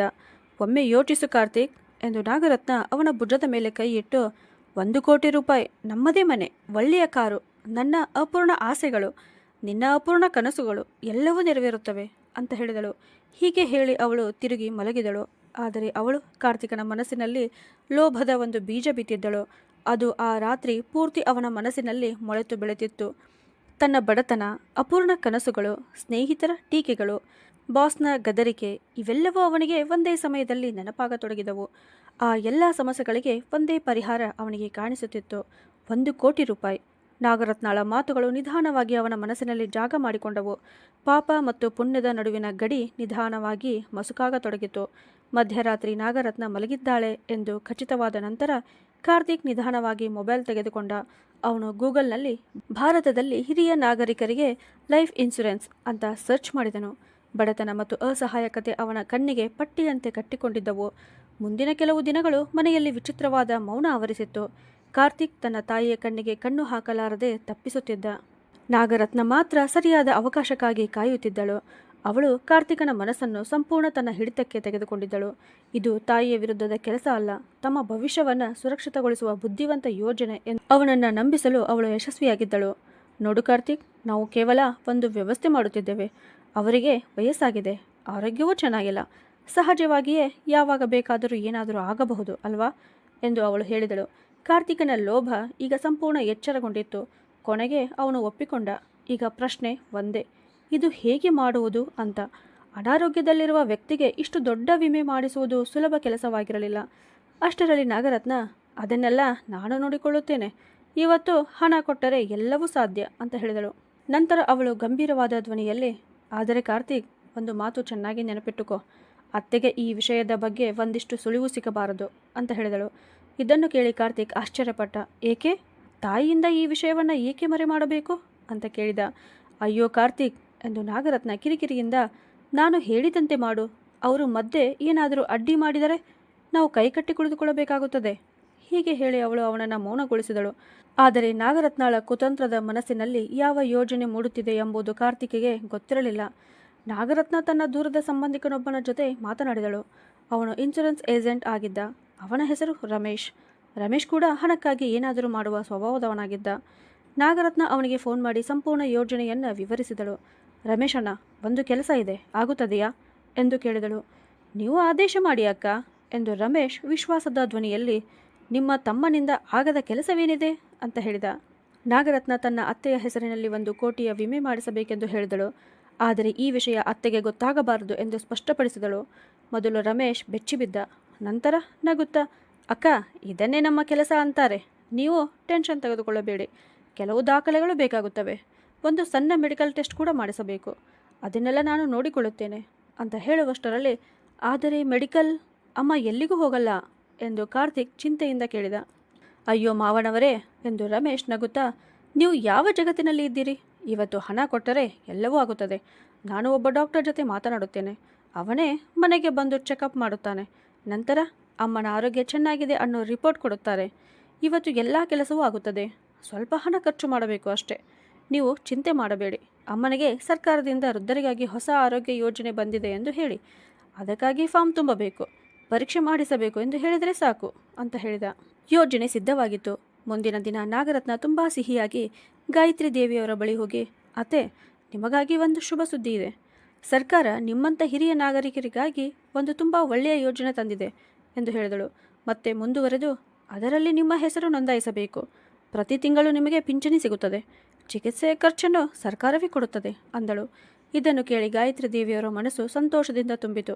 ನನ್ನ ಮಗ ಮತ್ತು ಸೊಸೆ ನನ್ನ ಬಗ್ಗೆ ಎಷ್ಟು ಕಾಳಜಿ ಇಟ್ಟುಕೊಂಡಿದ್ದಾರೆ ಎಂದು ಅವರು ಭಾವುಕರಾದರು. ನಾಗರತ್ನ ಬದಲಾಗಿದ್ದಾಳೆ, ಅವಳ ಮನಸ್ಸಿನ ಕಸ ತೊಳೆದು ಹೋಗಿದೆ ಎಂದು ಅವರಿಗೆ ಅನಿಸಿತು. ಅವರು ಏನನ್ನು ಯೋಚಿಸದೆ ಕಾರ್ತಿಕ್ ಎಲ್ಲೆಲ್ಲಿ ಹೇಳಿದ್ದಾನೋ ಆ ಕಾಗದಗಳ ಮೇಲೆ ತಮ್ಮ ಬೆರಳಚ್ಚು ಹಾಕಿದರು. ಅವರು ಓದಲು ಬರೆಯಲು ತಿಳಿಯದವರು, ಆದ್ದರಿಂದ ಅದು ಪಿಂಚಣಿಯ ದಾಖಲೆಗಳಲ್ಲ, ತಮ್ಮ ಸಾವಿನ ವಾರೆಂಟ್ ಮೇಲೆ ಹಾಕುತ್ತಿರುವ ಗುರುತು ಎಂಬುದು ಅವರಿಗೆ ಹೇಗೆ ಗೊತ್ತಾಗುತ್ತಿತ್ತು? 2 ದಿನಗಳ ನಂತರ ರಮೇಶ್ ಒಬ್ಬ ವ್ಯಕ್ತಿಯನ್ನು ಕರೆದುಕೊಂಡು ಮನೆಗೆ ಬಂದನು. ಅವನನ್ನು ಡಾಕ್ಟರ್ ಎಂದು ಪರಿಚಯಿಸಿದ. ಆ ವ್ಯಕ್ತಿ ಸ್ಟೆಥೋಸ್ಕೋಪ್ ಹಾಕಿ ಸ್ವಲ್ಪ ಪರೀಕ್ಷೆ ಮಾಡಿದ, ರಕ್ತದೊತ್ತಡ ನೋಡಿದ. ನಂತರ ಎಲ್ಲ ಸರಿಯಿದೆ ಎಂದು ಹೇಳಿ ಹೊರಟು ಹೋದ. 1 ವಾರದ ನಂತರ ರಮೇಶ್ ಫೋನ್ ಮಾಡಿದ. ಕಾರ್ತಿಕ್ ಮತ್ತು ನಾಗರತ್ನ ಇಬ್ಬರು ಸ್ಪೀಕರ್ನಲ್ಲಿ ಮಾತು ಕೇಳುತ್ತಿದ್ದರು. ಅಕ್ಕ, ಅಭಿನಂದನೆಗಳು, ಪಾಲಿಸಿ ಪಾಸ್ ಆಗಿದೆ. ಈಗ ಮೊದಲ ಕಂತಿನ 56,000 ರೂಪಾಯಿ ಕಟ್ಟಿದರೆ ಸಾಕು ಅಂತ ಹೇಳಿದನು. 56,000 ಎಂಬ ಮೊತ್ತ ಕೇಳುತ್ತಿದ್ದಂತೆಯೇ ಕಾರ್ತಿಕ್ ಹೃದಯ ಕುಸಿದಂತಾಯಿತು. ಅದು ಅವರ ಹಲವು ತಿಂಗಳ ಸಂಗ್ರಹವಾಗಿತ್ತು. ನಾಗರತ್ನ ತನ್ನ ಸ್ವಲ್ಪ ಉಳಿಸಿಕೊಂಡಿದ್ದ ಹಣ ತೆಗೆದುಕೊಂಡಳು. ಕಾರ್ತಿಕ್ ತನ್ನ ಸ್ನೇಹಿತನೊಬ್ಬನಿಂದ 20,000 ಸಾಲ ಮಾಡಿಕೊಂಡನು. ಮುಂದಿನ ದಿನ ಅವರು ಆ ಹಣವನ್ನು ರಮೇಶ್ಗೆ ಕೊಟ್ಟರು. ಈಗ ಅವರ ಕಣ್ಣಲ್ಲಿ ಒಂದೇ ನಿರೀಕ್ಷೆ ಇದ್ದಿತು, ಗಾಯತ್ರಿ ದೇವಿಯವರ ಕಣ್ಣುಗಳು ಶಾಶ್ವತವಾಗಿ ಮುಚ್ಚುವ ದಿನ. ಆಗ ಅವರ ಮನೆಯ ಲಾಕರ್ 1 ಕೋಟಿ ರೂಪಾಯಿಯಿಂದ ತುಂಬುತ್ತದೆ ಎಂಬ ಕನಸು. ಪಾಲಿಸಿಯ ದಾಖಲೆಗಳನ್ನು ಅಲ್ಮಾರಿಯಲ್ಲಿ ಮರೆ ಮಾಡಿದ ನಂತರ ಮನೆಯಲ್ಲಿ ವಿಚಿತ್ರವಾದ ಮೌನ ನೆಲೆಸಿತು. ಕಾರ್ತಿಕ್ ಮತ್ತು ನಾಗರತ್ನಾಳ ವರ್ತನೆ ಗಾಯತ್ರಿ ದೇವಿಯವರ ಕಡೆ ಸಂಪೂರ್ಣ ಬದಲಾಗಿತ್ತು. ನಿನ್ನೆಯವರೆಗೂ ನಾಗರತ್ನ ಅವರನ್ನು ನೋಡಿದರೆ ಮುಖ ಸಿಂಡಿಸುತ್ತಿದ್ದವಳು ಈಗ ಬೆಳಿಗ್ಗೆ ಮತ್ತು ಸಂಜೆ ಅವರ ಕಾಲಿಗೆ ಬಿದ್ದು ನಮಸ್ಕರಿಸುತ್ತಿದ್ದಳು. ಕಾರ್ತಿಕ್ ಕೂಡ ಮೊದಲು ತಾಯಿಯ ಜೊತೆ ಸರಿಯಾಗಿ ಮಾತನಾಡುತ್ತಿರಲಿಲ್ಲ, ಆದರೆ ಈಗ ಅವರ ಬಳಿ ಕೂತು ಆರೋಗ್ಯ ವಿಚಾರಿಸುತ್ತಿದ್ದ. ಈ ಬದಲಾವಣೆ ಗಾಯತ್ರಿ ದೇವಿಯವರಿಗೆ ಆಶ್ಚರ್ಯ ತಂದಿತ್ತು. ಮೊದಲಿಗೆ ಅವರಿಗೆ ಅನಿಸಿತು, ಬಹುಶಃ ದೇವರು ತಮ್ಮ ಪ್ರಾರ್ಥನೆಯನ್ನು ಕೇಳಿದ್ದಾನೆ, ತಮ್ಮ ಮಕ್ಕಳು ಬದಲಾಗಿದ್ದಾರೆ ಎಂದು. ಅವರು ಮನಸ್ಸಿನಲ್ಲಿ ದೇವರಿಗೆ ಧನ್ಯವಾದ ಹೇಳುತ್ತಿದ್ದರು. ತಿಂಗಳುಗಳು ಕಳೆಯತೊಡಗಿದವು. 1, 2, ನಂತರ 3. ಗಾಯತ್ರಿ ದೇವಿಯವರ ಆರೋಗ್ಯ ಹಾಗೇ ಇದ್ದಿತು. ಆದರೆ ಕಾರ್ತಿಕ್ ಮತ್ತು ನಾಗರತ್ನಾಳ ಸಹನೆ ಈಗ ಕುಸಿಯತೊಡಗಿತ್ತು. ಪಾಲಿಸಿಯ ಮುಂದಿನ ಪ್ರೀಮಿಯಂ ಕಟ್ಟುವ ಸಮಯ ಹತ್ತಿರ ಬರುತ್ತಿತ್ತು. ಅವರ ಎಲ್ಲ ಸಂಗ್ರಹವೂ ಖಾಲಿಯಾಗಿತ್ತು. 1 ಕೋಟಿ ರೂಪಾಯಿಯ ಕನಸು ಈಗ ಭಾರವಾದ ನಿರೀಕ್ಷೆಯಾಗಿ ಬದಲಾಗಿತ್ತು. ಮನೆಯಲ್ಲಿ ಮತ್ತೆ ಹಣದ ವಿಚಾರಕ್ಕೆ ಒತ್ತಡ ಹೆಚ್ಚಾಗತೊಡಗಿತು. ಆದರೆ ಈ ಬಾರಿ ಅವರು ಅದನ್ನು ಗಾಯತ್ರಿ ದೇವಿಯವರ ಮುಂದೆ ತೋರಿಸಲಿಲ್ಲ. ಒಂದು ರಾತ್ರಿ ಗಾಯತ್ರಿ ದೇವಿಯವರು ಮಲಗಿದ ನಂತರ ನಾಗರತ್ನ ಕೋಣೆಯ ಬಾಗಿಲು ಮುಚ್ಚಿದಳು. ಈಗ ಅವಳ ಕಣ್ಣುಗಳಲ್ಲಿ ನಿರಾಶೆ ಸ್ಪಷ್ಟವಾಗಿ ಕಾಣುತ್ತಿತ್ತು. ಅವಳು ತನ್ನ ಮುಂದಿನ ಆಟವನ್ನು ಆಡಿದಳು. ಕಾರ್ತಿಕ್, ಈಗ ನನಗೆ ಇನ್ನೂ ಕಾಯಲು ಆಗೋದಿಲ್ಲ. ಸ್ವಾಭಾವಿಕವಾಗಿ ಅವರು ಸಾಯಲು ಇನ್ನೂ ಹಲವು ವರ್ಷಗಳು ಬೇಕಾಗಬಹುದು. ಅಷ್ಟು ದಿನ ಪ್ರೀಮಿಯಂ ಹಣವನ್ನು ನಾವು ಎಲ್ಲಿಂದ ತರುತ್ತೇವೆ? ಏನಾದರೂ ಮಾಡಲೇಬೇಕು ಎಂದು ಅವಳು ನಿಧಾನವಾಗಿ ಹೇಳಿದಳು. ಕಾರ್ತಿಕ್ ನಡುಗಿಬಿಟ್ಟನು. ಏನೋ, ನಿನ್ನ ಅರ್ಥ ಏನೋ? ಏನು ಮಾಡಬೇಕು ಎಂದು ಆತ ಭಯದಿಂದ ಕೇಳಿದನು. ನಿನಗೆ ಅರ್ಥವಾಗುತ್ತಿದೆ ಅಲ್ವಾ? ಅದನ್ನೇ ಎಂದು ನಾಗರತ್ನ ಅವನ ಕಣ್ಣಿನಲ್ಲಿ ನೋಡುತ್ತಾ, ಒಂದು ಸಣ್ಣ ಅಪಘಾತ, ಯಾರಿಗೂ ಅನುಮಾನವೂ ಬರುವುದಿಲ್ಲ. ವಯಸ್ಸಾದವರು ಬೀಳುತ್ತಾರೆ, ಅಸ್ವಸ್ಥರಾಗುತ್ತಾರೆ, ಸಾಯುತ್ತಾರೆ ಕೂಡ ಅಂತ ಹೇಳಿದಳು. ಕಾರ್ತಿಕನ ಮನಸ್ಸು ಅವನನ್ನು ಗದರಿಸಿತು. ರತ್ನ, ನೀನು ಹುಚ್ಚಿಯಾಗಿದ್ದೀಯಾ? ಇದು ಕೊಲೆ ಅಂತ ಅವನು ಹೇಳಿದಾಗ ನಾಗರತ್ನಾಳು, ಇದನ್ನು ಕೊಲೆ ಅಂತ ಕರೆಯುವುದಿಲ್ಲ ಕಾರ್ತಿಕ್, ನಮ್ಮ ಜೀವನಕ್ಕೆ ಸಹಾಯ ಮಾಡಿಕೊಳ್ಳುವುದು ಅಂತಾರೆ ಎಂದು ಅವನ ಮನಸ್ಸಿನಲ್ಲಿ ವಿಷ ತುಂಬುತ್ತಾ, ನಾವು ಈ ಬಡತನದಿಂದ ಹೊರಬರಲು ಪ್ರಯತ್ನಿಸುತ್ತಿದ್ದೇವೆ. ಸ್ವಲ್ಪ ಯೋಚಿಸು ಕಾರ್ತಿಕ್. ಈ ಅವಕಾಶವನ್ನು ಕಳೆದುಕೊಂಡರೆ ಜೀವನ ಪೂರ್ತಿ ಇದೇ ನರಕದಲ್ಲಿ ನರಳುತ್ತಿರಬೇಕು. ನಮಗಷ್ಟೇ ಅಲ್ಲ, ಅವರಿಗೂ ಸಹಾಯ ಮಾಡುತ್ತಿದ್ದೇವೆ. ಈ ಉಸಿರುಗಟ್ಟುವ ಜೀವನದಿಂದ ಅವರನ್ನು ಮುಕ್ತಿಗೊಳಿಸುತ್ತಿದ್ದೇವೆ ಅಂತ ಹೇಳಿದಳು. ಕಾರ್ತಿಕ್ನ ಕಣ್ಣ ಮುಂದೆ ಅವನ ಬಾಸ್ನ ಮುಖ, ಸ್ನೇಹಿತರ ದುಬಾರಿ ಕಾರುಗಳು ಮತ್ತು ನಾಗರತ್ನಾಳ ಕಣ್ಣೀರು ಸುತ್ತಾಡತೊಡಗಿದವು. ಲೋಭದ ಅಂಧಕಾರ ಅವನ ಕಣ್ಣುಗಳನ್ನು ಸಂಪೂರ್ಣ ಮುಚ್ಚಿಬಿಟ್ಟಿದ್ದವು. ಈಗ ಅವನಿಗೆ ಸರಿಯೋ ತಪ್ಪೋ ಎಂಬುದೇ ಅರ್ಥವಾಗುತ್ತಿರಲಿಲ್ಲ. ಅವನು ಮೌನವಾಗಿಯೇ ಉಳಿದನು. ಆ ಮೌನವೇ ನಾಗರತ್ನಾಳಿಗೆ ಒಪ್ಪಿಗೆಯಂತೆ ಕಂಡಿತು. ಈಗ ಅವರು ಕೇವಲ ಮಗ ಮತ್ತು ಸೊಸೆ ಮಾತ್ರ ಆಗಿರಲಿಲ್ಲ, ಅವರು ಬೇಟೆಗಾರರಾಗಿದ್ದರು. ಅವರದೇ ಮನೆಯಲ್ಲಿ ಅವರದೇ ತಾಯಿ ಅವರ ಬೇಟೆಯಾಗಿದ್ದರು. ಗಾಯತ್ರಿ ದೇವಿಗೆ ಈ ಸಂಗತಿಯ ಸುಳಿವು ಇರಲಿಲ್ಲ. ತಾನು ಅತ್ಯಂತ ಸುರಕ್ಷಿತವೆಂದು ಭಾವಿಸಿದ್ದ ಮನೆಯಲ್ಲಿಯೇ ತನ್ನ ಸಾವಿನ ಸಂಚು ನಡೆಯುತ್ತಿದೆ ಎಂಬುದನ್ನು ಅವರು ಕನಸಿನಲ್ಲಿಯೂ ಊಹಿಸಿರಲಿಲ್ಲ. ಅವರ ಮೊದಲ ಯೋಜನೆ ಅಡುಗೆ ಅನಿಲದ ಮೂಲಕ ಅಪಘಾತ ಮಾಡುವುದು. ಆ ರಾತ್ರಿ ಗಾಯತ್ರಿ ದೇವಿಗೆ ಊಟ ಕೊಟ್ಟ ನಂತರ ಅಡುಗೆ ಮನೆಗೆ ಹೋಗಿ ಗ್ಯಾಸ್ನ ನಾಬ್ ಅನ್ನು ನಿಧಾನವಾಗಿ ತೆರೆದಳು. ಅನಿಲ ನಿಧಾನವಾಗಿ ಹೊರಬರುತ್ತಿರಲಿ ಅಂತ ಅಷ್ಟೇ ಸಾಕಿತ್ತು. ನಂತರ ಇಬ್ಬರು ಮನೆ ಬಿಟ್ಟು ಹೊರಟರು. ನಾವು ಬೆಳಗ್ಗೆ ಬರುತ್ತೇವೆ, ನನ್ನ ಸ್ನೇಹಿತೆಯ ಮನೆಯಲ್ಲಿ ಜಾಗರಣೆ ಇದೆ ಎಂದು ಅವರು ಗಾಯತ್ರಿ ದೇವಿಗೆ ಹೇಳಿದರು. ಸರಿ ಮಗನೇ, ಜಾಗ್ರತೆಯಿಂದ ಹೋಗಿ ಎಂದು ಗಾಯತ್ರಿ ದೇವಿ ಹೇಳಿದರು. ತಮ್ಮ ಮಗ ಮತ್ತು ಸೊಸೆ ತಮಗೆ ಸಾವಿನ ಬಾಯಲ್ಲಿ ಒಬ್ಬರನ್ನೇ ಬಿಟ್ಟು ಹೋಗುತ್ತಿದ್ದಾರೆ ಎಂಬುದು ಅವರಿಗೆ ಗೊತ್ತಿರಲಿಲ್ಲ. ಕಾರ್ತಿಕ್ ಮತ್ತು ನಾಗರತ್ನ ಹತ್ತಿರದ ಒಂದು ಅಗ್ಗದ ಲಾಡ್ಜ್ನಲ್ಲಿ ಉಳಿದರು. ಆದರೆ ಇಬ್ಬರಿಗೂ ನಿದ್ರೆ ಬರಲಿಲ್ಲ. ಕಾರ್ತಿಕನ ಮನಸ್ಸು ಅವನನ್ನು ಕಾಡುತ್ತಿತ್ತು. ಆಗ ಅವನು, ರತ್ನ, ನಾವು ಮಾಡುತ್ತಿರುವುದು ತಪ್ಪು ಅಂತ ಹೇಳಿದಾಗ ನಾಗರತ್ನಾಳು, ಸುಮ್ಮನಿರು ಕಾರ್ತಿಕ್, ಈಗ ದುರ್ಬಲರಾದರೆ ಎಲ್ಲವೂ ಹಾಳಾಗುತ್ತದೆ ಎಂದು ಅವನನ್ನು ಗದರಿಸಿದಳು. ಬೆಳಗಿನ ಜಾವಕ್ಕೆ ಎಂದಿನಂತೆ ಗಾಯತ್ರಿ ದೇವಿ ಎದ್ದರು. ಕೋಣೆಯ ದೀಪ ಹಚ್ಚಿ ಅಡುಗೆ ಮನೆಯ ಕಡೆ ನಡೆಯತೊಡಗಿದರು. ಅಡುಗೆ ಮನೆಯ ಬಾಗಿಲಿನವರೆಗೆ ಬಂದಾಗ ಅವರಿಗೆ ಗ್ಯಾಸ್ನ ಸಣ್ಣ ವಾಸನೆ ಬಂದಿತು. ಅವರು ತಕ್ಷಣ ನಿಂತರು. ಬಹುಶಃ ಸೊಸೆ ರಾತ್ರಿ ಹಾಲು ಬಿಸಿ ಮಾಡಿ ಗ್ಯಾಸನ್ನು ಸರಿಯಾಗಿ ಬಂದ್ ಮಾಡಲಿಲ್ಲವೋ ಎಂದುಕೊಂಡರು. ಅವರು ಅಡುಗೆ ಮನೆಯ ದೀಪ ಹಚ್ಚದೆ ನೇರವಾಗಿ ಕಿಟಕಿಯ ಕಡೆ ಹೋಗಿ ಅದನ್ನು ತೆರೆದರು. ನಂತರ ಸಿಲಿಂಡರ್ನ ರೆಗ್ಯುಲೇಟರ್ ಅನ್ನು ಆಫ್ ಮಾಡಿದರು. ಅಷ್ಟರಲ್ಲಿ ಬಾಗಿಲು ತಟ್ಟಿದ ಶಬ್ದ ಕೇಳಿಸಿತು. ಬೆಳಿಗ್ಗೆ ಹಾಲಿನವನು ಬಂದಿದ್ದ. ಗಾಯತ್ರಿ ದೇವಿ ಬಾಗಿಲು ತೆರೆಯಲು ಹೋದರು. ಹೊರಗಿನ ತಾಜಾ ಗಾಳಿ ಒಳಗೆ ಬಂದ ಕಾರಣ ಗ್ಯಾಸಿನ ಪರಿಣಾಮ ಇನ್ನೂ ಕಡಿಮೆಯಾಯಿತು. ಬೆಳಗ್ಗೆ 7 ಗಂಟೆ ಕಾರ್ತಿಕ್ ಮತ್ತು ನಾಗರತ್ನ ಭಯಭೀತರಾಗಿ ಮನೆಗೆ ಹಿಂತಿರುಗಿದರು. ಆದರೆ ಬಾಗಿಲು ತೆರೆದ ತಕ್ಷಣ ಅವರು ಕಂಡ ದೃಶ್ಯ ನೋಡಿ ಬೆಚ್ಚಿಬಿದ್ದರು. ಗಾಯತ್ರಿ ದೇವಿಯ ಮನೆಯ ಮುಂದೆ ಹಾಲಿನವನ ಜೊತೆ ನಿಂತು ಮಾತನಾಡುತ್ತಿದ್ದರು. ಅಯ್ಯೋ ಮಗನೇ, ನೀವು ಬಂದಿರಾ? ನಾನು ಈಗಲೇ ಚಹಾ ಮಾಡಲಿಕ್ಕೆ ಹೋಗುತ್ತಿದ್ದೆ ಎಂದು ಗಾಯತ್ರಿ ದೇವಿ ನಗುತ್ತಾ ಹೇಳಿದರು. ಅವರನ್ನು ಸುರಕ್ಷಿತವಾಗಿ ನೋಡಿದ ಕ್ಷಣವೇ ಕಾರ್ತಿಕ್ ಮತ್ತು ನಾಗರತ್ನಾಳ ನೆತ್ತಿಯಲ್ಲಿ ಬೆವರು ಮೂಡಿತು. ನಾಗರತ್ನ ಅಡುಗೆ ಮನೆಗೆ ಹೋಗಿ ನೋಡಿದಾಗ ಕಿಟಕಿ ತೆರೆದಿತ್ತು ಮತ್ತು ಗ್ಯಾಸಿನ ನಾಬ್ ಮುಚ್ಚಲಾಗಿತ್ತು. ಆಗ ಅವಳಿಗೆ ಅರ್ಥವಾಯಿತು, ಅಮ್ಮನಿಗೆ ಯಾವುದೇ ಅನುಮಾನ ಬಂದಿಲ್ಲ. ಅವರು ಅದನ್ನು ಕೇವಲ ಒಂದು ತಪ್ಪು ಎಂದುಕೊಂಡಿದ್ದಾರೆ ಅಂತ. ಇವತ್ತು ಅವರು ತಪ್ಪಿಸಿಕೊಂಡರು ಎಂದು ಅವಳು ಕೋಪದಿಂದ ಕಾರ್ತಿಕ್ಗೆ ಹೇಳಿದಳು. ಇವೆಲ್ಲ ಬಿಡು ರತ್ನ, ದೇವರಿಗೂ ನಾವು ಈ ಪಾಪ ಮಾಡುವುದು ಇಷ್ಟವಿಲ್ಲ ಅನಿಸುತ್ತಿದೆ. ಇದು ಒಂದು ಸೂಚನೆ ಎಂದು ಕಾರ್ತಿಕ್ ಭಯದಿಂದ ಹೇಳಿದನು. ಸೂಚನೆಯಾ? ನಾನು ಯಾವುದೂ ಸೂಚನೆಗಳನ್ನು ನಂಬುವುದಿಲ್ಲ. ಇಂದು ಅದೃಷ್ಟ ಕೈ ಹಿಡಿಯಲಿಲ್ಲ ಅಂದರೆ ನಾಳೆ ಹಿಡಿಯುತ್ತದೆ. ಆದರೆ ನಾನು ಹಿಂದೆ ಸರಿಯೋದಿಲ್ಲ ಎಂದು ನಾಗರತ್ನ ದೃಢವಾಗಿ ಹೇಳಿದಳು. ಅವಳ ಮುಖದಲ್ಲಿ ನಿರಾಶೆ ಇರಲಿಲ್ಲ. ಬದಲಾಗಿ ಇನ್ನೂ ಹೆಚ್ಚು ಅಪಾಯಕಾರಿ ಉದ್ದೇಶಗಳು ಕಾಣಿಸುತ್ತಿದ್ದವು. ಆ ದಿನದ ನಂತರ ಗಾಯತ್ರಿ ದೇವಿಯ ಮನಸ್ಸಿನಲ್ಲಿ ಒಂದು ವಿಚಿತ್ರ ಭಯ ಮನೆ ಮಾಡತೊಡಗಿತು. ಗ್ಯಾಸಿನ ವಾಸನೆಯ ಘಟನೆಯನ್ನು ಅವರು ಮೊದಲಿಗೆ ಕೇವಲ ಅಜಾಗರೂಕತೆ ಎಂದುಕೊಂಡಿದ್ದರು. ಆದರೆ ಪುನಃ ಅವರ ಮನಸ್ಸಿನಲ್ಲಿ ಒಂದು ಪ್ರಶ್ನೆ ಮೂಡುತ್ತಿತ್ತು. ಸೊಸೆ ಇಷ್ಟು ನಿರ್ಲಕ್ಷ್ಯ ಆಗಿರುವವಳಲ್ಲ, ಏನೋ ತಪ್ಪಾಗಿದೆ ಅಂತ. ಮಗ ಮತ್ತು ಸೊಸೆಯ ಸಿಹಿ ವರ್ತನೆಯು ಈಗ ಅವರಿಗೆ ಕೃತಕವಾಗಿ ತೋರುತ್ತಿತ್ತು. ಅವರ ಕಾಳಜಿಯೊಳಗೆ ಅಡಗಿದ್ದ ಅಸಹನೆ ಈಗ ಸ್ಪಷ್ಟವಾಗಿ ಕಾಣಿಸುತ್ತಿತ್ತು. ಒಂದು ದಿನ ಕಾರ್ತಿಕ್ ಅವರ ಕೊಠಡಿಗೆ ಬಂದು ಮಾತಿನ ಮಧ್ಯೆ, ಅಮ್ಮ, ನಿಮಗೆ ಏನಾದರೂ ತೊಂದರೆ ಇದೆಯಾ? ಹೃದಯದ ಸಮಸ್ಯೆ ಅಥವಾ ಉಸಿರಾಟದ ತೊಂದರೆ ಏನಾದರೂ ಅಂತ ಕೇಳಿದನು. ಗಾಯತ್ರಿ ದೇವಿ ಅವನನ್ನು ಗಮನದಿಂದ ನೋಡಿ, ಏಕೆ ಮಗನೇ, ಇಂದು ಅಚಾನಕ್ ನನ್ನ ಆರೋಗ್ಯದ ಬಗ್ಗೆ ಇಷ್ಟು ಕಾಳಜಿ ಏಕೆ ಅಂತ ಕೇಳಿದಾಗ ಕಾರ್ತಿಕ್ ತಡಬಡಿಸಿದನು. ಇಲ್ಲ ಅಮ್ಮ, ಹಾಗೆಯೇ ಕೇಳಿದೆ. ನಿಮಗೆ ವಯಸ್ಸಾಗಿದೆ ಅಲ್ವಾ, ಆದ್ದರಿಂದ ಗಮನ ಕೊಡಬೇಕು ಅಂತ ಎಂದು ಹೇಳಿದನು. ಆದರೆ ಅವನ ಉತ್ತರ ಗಾಯತ್ರಿ ದೇವಿಗೆ ಸಮಾಧಾನ ಕೊಡಲಿಲ್ಲ. ಅವರ ಅನುಮಾನ ಇನ್ನಷ್ಟು ಹೆಚ್ಚಾಯಿತು. ಅವರಿಗೆ ಆ ದಿನ ನೆನಪಾಯಿತು. ನಾಗರತ್ನ ಸರ್ಕಾರದ ಯೋಜನೆ ಎಂಬ ನೆಪದಲ್ಲಿ ಕೆಲವು ಕಾಗದಗಳ ಮೇಲೆ ಅವರ ಬೆರಳಚ್ಚು ತೆಗೆದುಕೊಂಡಿದ್ದಳು. ನಂತರ ಬಂದ ಡಾಕ್ಟರ್ ಕೂಡ ಕೇವಲ ನಾಟಕ ಮಾಡಿ ಹೋಗಿದ್ದ. ಒಂದೇ ಒಂದು ಘಟನೆ ಈಗ ಅವರ ಮನಸ್ಸಿನಲ್ಲಿ ಜೋಡಣೆಯಾಗತೊಡಗಿತು.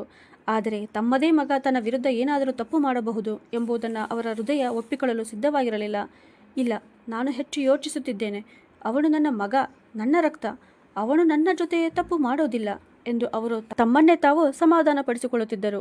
ಆದರೆ ಒಮ್ಮೆ ಅನುಮಾನ ಮನಸ್ಸಿನಲ್ಲಿ ಮನೆ ಮಾಡಿದರೆ ಅದು ಸುಮ್ಮನೆ ಬಿಡುವುದಿಲ್ಲ. ಈಗ ಅವರು ಪ್ರತಿಯೊಂದು ವಿಷಯವನ್ನು ಅನುಮಾನದಿಂದ ನೋಡತೊಡಗಿದರು. ನಾಗರತ್ನ ಊಟ ತಂದು ಕೊಟ್ಟಾಗ ಮೊದಲು ಅವಳು ತಿನ್ನುವುದನ್ನು ಕಾಯುತ್ತಿದ್ದರು. ಕಾರ್ತಿಕ್ ಮೆಟ್ಟಿಲಿಳಿಯಲು ಸಹಾಯ ಮಾಡಿದಾಗ ಅವರು ರೇಲಿಂಗನ್ನು ಬಿಗಿಯಾಗಿ ಹಿಡಿದುಕೊಳ್ಳುತ್ತಿದ್ದರು. ತಮ್ಮದೇ ಮನೆಯಲ್ಲಿ ಅವರು ಕೈದಿಯಂತಾಗಿದ್ದರು.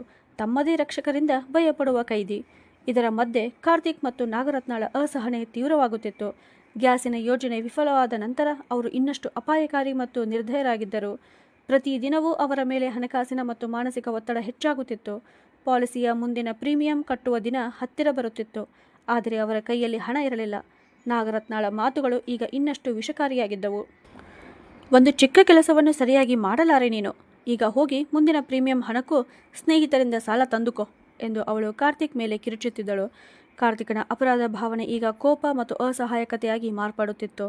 ತನ್ನ ತಾಯಿಯ ಕಾರಣದಿಂದಲೇ ತಾನು ಒಂದು ಪಂಜರದಲ್ಲಿ ಸಿಕ್ಕಿಬಿದ್ದಿದ್ದೇನೆ ಎಂದು ಅವನಿಗೆ ಅನಿಸುತ್ತಿತ್ತು. ಈಗ ಅವನು ನಾಗರತ್ನಾಳ ಮುಂದಿನ ಯೋಜನೆಗೆ ವಿರೋಧ ವ್ಯಕ್ತಪಡಿಸಲಿಲ್ಲ. ಅವರ ಮುಂದಿನ ಯೋಜನೆ ಇನ್ನೂ ಕ್ರೂರ ಮತ್ತು ನೇರವಾಗಿತ್ತು. ಮನೆಯ ಮೇಲ್ಮಹಡಿಗೆ ಹೋಗುವ ಮೆಟ್ಟಿಲುಗಳು ತುಂಬ ಹಳೆಯದು ಮತ್ತು ಕಠಿಣವಾಗಿದ್ದವು. ರೇಲಿಂಗ್ ಕೂಡ ಒಂದು ಕಡೆ ಮುರಿದಿತ್ತು. ಗಾಯತ್ರಿ ದೇವಿ ಪ್ರತಿದಿನ ಸಂಜೆ ಬಟ್ಟೆ ತೆಗೆದುಕೊಳ್ಳಲು ಅಥವಾ ಸ್ವಲ್ಪ ಹೊತ್ತು ನಡೆಯಲು ಮೇಲ್ಮಹಡಿಗೆ ಹೋಗುತ್ತಿದ್ದರು. ಒಂದು ಮಧ್ಯಾಹ್ನ ಕಾರ್ತಿಕ್ ಆಫೀಸ್ನಲ್ಲಿ ಇದ್ದನು ಮತ್ತು ಗಾಯತ್ರಿ ದೇವಿ ತಮ್ಮ ಕೊಠಡಿಯಲ್ಲಿ ನಿದ್ರಿಸುತ್ತಿದ್ದರು.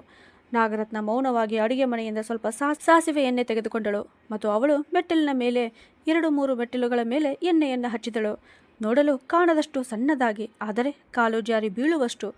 ಅವಳು ಈ ಕೆಲಸವನ್ನು ತುಂಬ ಜಾಗ್ರತೆಯಿಂದ ಮುಗಿಸಿದಳು.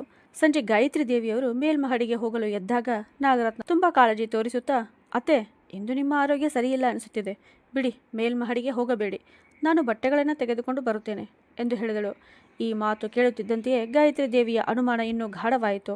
ನಿನ್ನೆಯವರೆಗೆ ತಮ್ಮ ನೆರಳನ್ನೇ ತಪ್ಪಿಸುತ್ತಿದ್ದ ಸೊಸೆ ಇಂದು ಏಕಾಏಕಿ ಇಷ್ಟು ಕಾಳಜಿ ತೋರಿಸುತ್ತಿದ್ದಾಳೆ ಹೇಗೆ? ಗ್ಯಾಸಿನ ಘಟನೆ ನಡೆದ ನಂತರದಿಂದಲೇ ಅವರ ಮನಸ್ಸು ಅಶಾಂತವಾಗಿತ್ತು. ಇಲ್ಲ ಸೊಸೆ, ಏನೂ ಆಗಿಲ್ಲ, ಸ್ವಲ್ಪ ಗಾಳಿಯಲ್ಲಿ ನಡೆದರೆ ಚೆನ್ನಾಗಿರುತ್ತದೆ ಎಂದು ಅವರು ಹೇಳಿದರು. ನಾಗರತ್ನಾಳ ಪ್ರತಿಕ್ರಿಯೆ ಏನಿರಬಹುದು ಎಂದು ಗಮನಿಸಲು ಅವರು ಹೀಗೆ ಹೇಳಿದರು. ಸರಿ, ನಿಮ್ಮ ಇಷ್ಟ, ಆದರೆ ಜಾಗ್ರತೆಯಿಂದ ಹೋಗಿ ಎಂದು ನಾಗರತ್ನ ಕಣ್ಣು ತಪ್ಪಿಸಿಕೊಂಡು ಹೇಳಿ ಅಡುಗೆ ಮನೆಯಲ್ಲಿ ಕೆಲಸ ಮಾಡುವ ನಾಟಕ ಮಾಡಲು ಶುರು ಮಾಡಿದಳು. ಗಾಯತ್ರಿ ದೇವಿ ನಿಧಾನವಾಗಿ ಮೆಟ್ಟಿಲುಗಳ ಕಡೆ ನಡೆದು ಹೋದರು. ಅವರ ಹೃದಯ ಜೋರಾಗಿ ಬಡಿದುಕೊಳ್ಳುತ್ತಿತ್ತು. ಏನೋ ಅಪಶಕನದ ಸೂಚನೆ ನೀಡಿದಂತೆ ಅನಿಸುತ್ತಿತ್ತು. ಅವರು ಸೀರೆಯನ್ನು ಸ್ವಲ್ಪ ಮೇಲಕ್ಕೆ ಎತ್ತಿಕೊಂಡು ಮೊದಲ ಮೆಟ್ಟಿಲಿಗೆ ಕಾಲಿಟ್ಟರು. ನಿಧಾನವಾಗಿ ಮೇಲಕ್ಕೆ ಏರುತ್ತಿದ್ದರು. ಆದರೆ ಮೇಲಿನ ಮೆಟ್ಟಲಿನ ಮೇಲೆ ಕಾಲಿಟ್ಟ ಕ್ಷಣದಲ್ಲೇ ಅವರ ಕಾಲು ಭಾರಿಯಾಗಿ ಜಾರಿತು. ಆ ಎಂದು ಅವರ ಬಾಯಿಂದ ನೋವಿನ ಕಿರುಚಾಟ ಹೊರಬಂದಿತು. ಸಮತೋಲನ ತಪ್ಪಿ ಅವರು ಕೆಳಕ್ಕೆ ಉರುಳತೊಡಗಿದರು. ಆದರೆ ದೇವರಿಗೆ ಬೇರೆದೇನೋ ಇಷ್ಟವಾಗಿದ್ದಂತೆ ಬೀಳುವಾಗ ಅವರ ಕೈ ಮುರಿದ ರೇಲಿಂಗಿಗೆ ಅಲ್ಲ, ಗೋಡೆಯ ಮೇಲೆ ಬಲವಾಗಿ ತಗುಲಿತು. ಆದ್ದರಿಂದ ಅವರು ಸಂಪೂರ್ಣವಾಗಿ ಕೆಳಗೆ ಬಿದ್ದು ಹೋಗಲಿಲ್ಲ. ಮೆಟ್ಟಿಲುಗಳಿಗೆ ಡಿಕ್ಕಿ ಹೊಡೆಯುತ್ತಾ ಉಜ್ಜಿಕೊಂಡು ಕೆಳಗೆ ಬಂದರು. ಅವರ ತಲೆ, ಕೈ ಮತ್ತು ಕಾಲುಗಳಿಗೆ ಗಂಭೀರ ಗಾಯಗಳಾದವು. ರಕ್ತ ಹರಿಯತೊಡಗಿತು ಮತ್ತು ಅವರು ಅಚೇತನರಾದರು. ಒಂದು ಮೂಲೆಯಲ್ಲಿ ಅಡಿಗೆ ಇದನ್ನೆಲ್ಲ ನೋಡುತ್ತಿದ್ದ ನಾಗರತ್ನ ಮೊದಲಿಗೆ ಕೆಲಸ ಆಗಿಬಿಟ್ಟಿತು ಎಂದು ಸಂತೋಷಪಟ್ಟಳು. ಆದರೆ ಗಾಯತ್ರಿ ದೇವಿ ಕೇವಲ ಪ್ರಜ್ಞೆ ತಪ್ಪಿದ್ದಾರೆ, ಇನ್ನೂ ಉಸಿರಾಡುತ್ತಿದ್ದಾರೆ ಎಂಬುದು ಗೊತ್ತಾದಾಗ ಅವಳ ಮುಖ ಬದಲಾಯಿತು. ಅವಳು ಕೆಲವು ಕ್ಷಣ ಹಾಗೇ ನಿಂತಿದ್ದಳು. ಪಕ್ಕದ ಮನೆಯ ಮೆಟ್ಟಿಲಿನ ಮೇಲಿಂದ ಒಬ್ಬ ನೆರೆಹೊರೆಯವಳು ಈ ದೃಶ್ಯವನ್ನೆಲ್ಲ ನೋಡುತ್ತಿದ್ದಳು. ನಾಗರತ್ನಾಳ ಕಣ್ಣು ಅವಳ ಮೇಲೆ ಬಿದ್ದ ತಕ್ಷಣ ಅವಳು ತಕ್ಷಣವೇ ಕೂಗಲು ಶುರು ಮಾಡಿದಳು. ಅಯ್ಯೋ, ಓಡಿ ಬನ್ನಿ, ಅತ್ತೆ ಮೆಟ್ಟಿಲಿನಿಂದ ಬಿದ್ದಿದ್ದಾರೆ, ಇಷ್ಟು ರಕ್ತ ಹರಿಯುತ್ತಿದೆ ನೋಡಿ ಅಂತ. ಅವಳ ಕಿರುಚಾಟ ಕೇಳಿ ನೆರೆಹೊರೆಯವರು ಕೂಡಿ ಬಂದರು. ಯಾರೋ ಆಂಬ್ಯುಲೆನ್ಸ್ಗೆ ಕರೆ ಮಾಡಿದರು. ಕಾರ್ತಿಕನ ಆಫೀಸ್ಗೆ ಸುದ್ದಿ ಕಳುಹಿಸಲಾಯಿತು. ಸ್ವಲ್ಪ ಸಮಯದಲ್ಲಿಯೇ ಗಾಯತ್ರಿ ದೇವಿಯನ್ನು ರಕ್ತದಿಂದ ತೊಯ್ದ ಸ್ಥಿತಿಯಲ್ಲಿ ಆಸ್ಪತ್ರೆಗೆ ಕರೆದೊಯ್ಯಲಾಯಿತು. ಕಾರ್ತಿಕ್ ಮತ್ತು ನಾಗರತ್ನ ಆಂಬ್ಯುಲೆನ್ಸ್ನಲ್ಲಿ ಕುಳಿತಿದ್ದಳು. ಅವರ ಮುಖದಲ್ಲಿ ಕೃತಕ ಚಿಂತೆಯ ಮುಖವಾಡ ಇದ್ದಿತು. ಆದರೆ ಮನಸ್ಸಿನಲ್ಲಿ ಈ ಬಾರಿ ಕೂಡ ಬೇಟೆ ಬದುಕಿಬಿಟ್ಟಿತು ಎಂಬ ಭರವಸೆ ತುಂಬಿತ್ತು. ಆಸ್ಪತ್ರೆಗೆ ತಲುಪುತ್ತಿದ್ದಂತೆಯೇ ಗಾಯತ್ರಿ ದೇವಿಯನ್ನು ತುರ್ತು ಚಿಕಿತ್ಸಾ ವಿಭಾಗಕ್ಕೆ ದಾಖಲಿಸಲಾಯಿತು ಮತ್ತು ಆಗ ಡಾಕ್ಟರ್ ಪರೀಕ್ಷಿಸಿ, ತಲೆಗೆ ಗಂಭೀರ ಗಾಯವಾಗಿದೆ, ಹಲವು ಹೊಲಿಗೆ ಹಾಕಬೇಕು, ಕಾಲಿಗೂ ಮುರಿತವಾಗಿದೆ ಅಂತ ಹೇಳಿದರು. ಸ್ವಲ್ಪ ಸಮಯದ ನಂತರ ಗಾಯತ್ರಿ ದೇವಿಗೆ ಪ್ರಜ್ಞೆ ಬಂದಿತು. ಅವರು ತಮ್ಮನ್ನು ಒಂದು ಚಳಿಯಾದ ಅಪರಿಚಿತ ಹಾಸಿಗೆಯ ಮೇಲೆ ಕಂಡರು.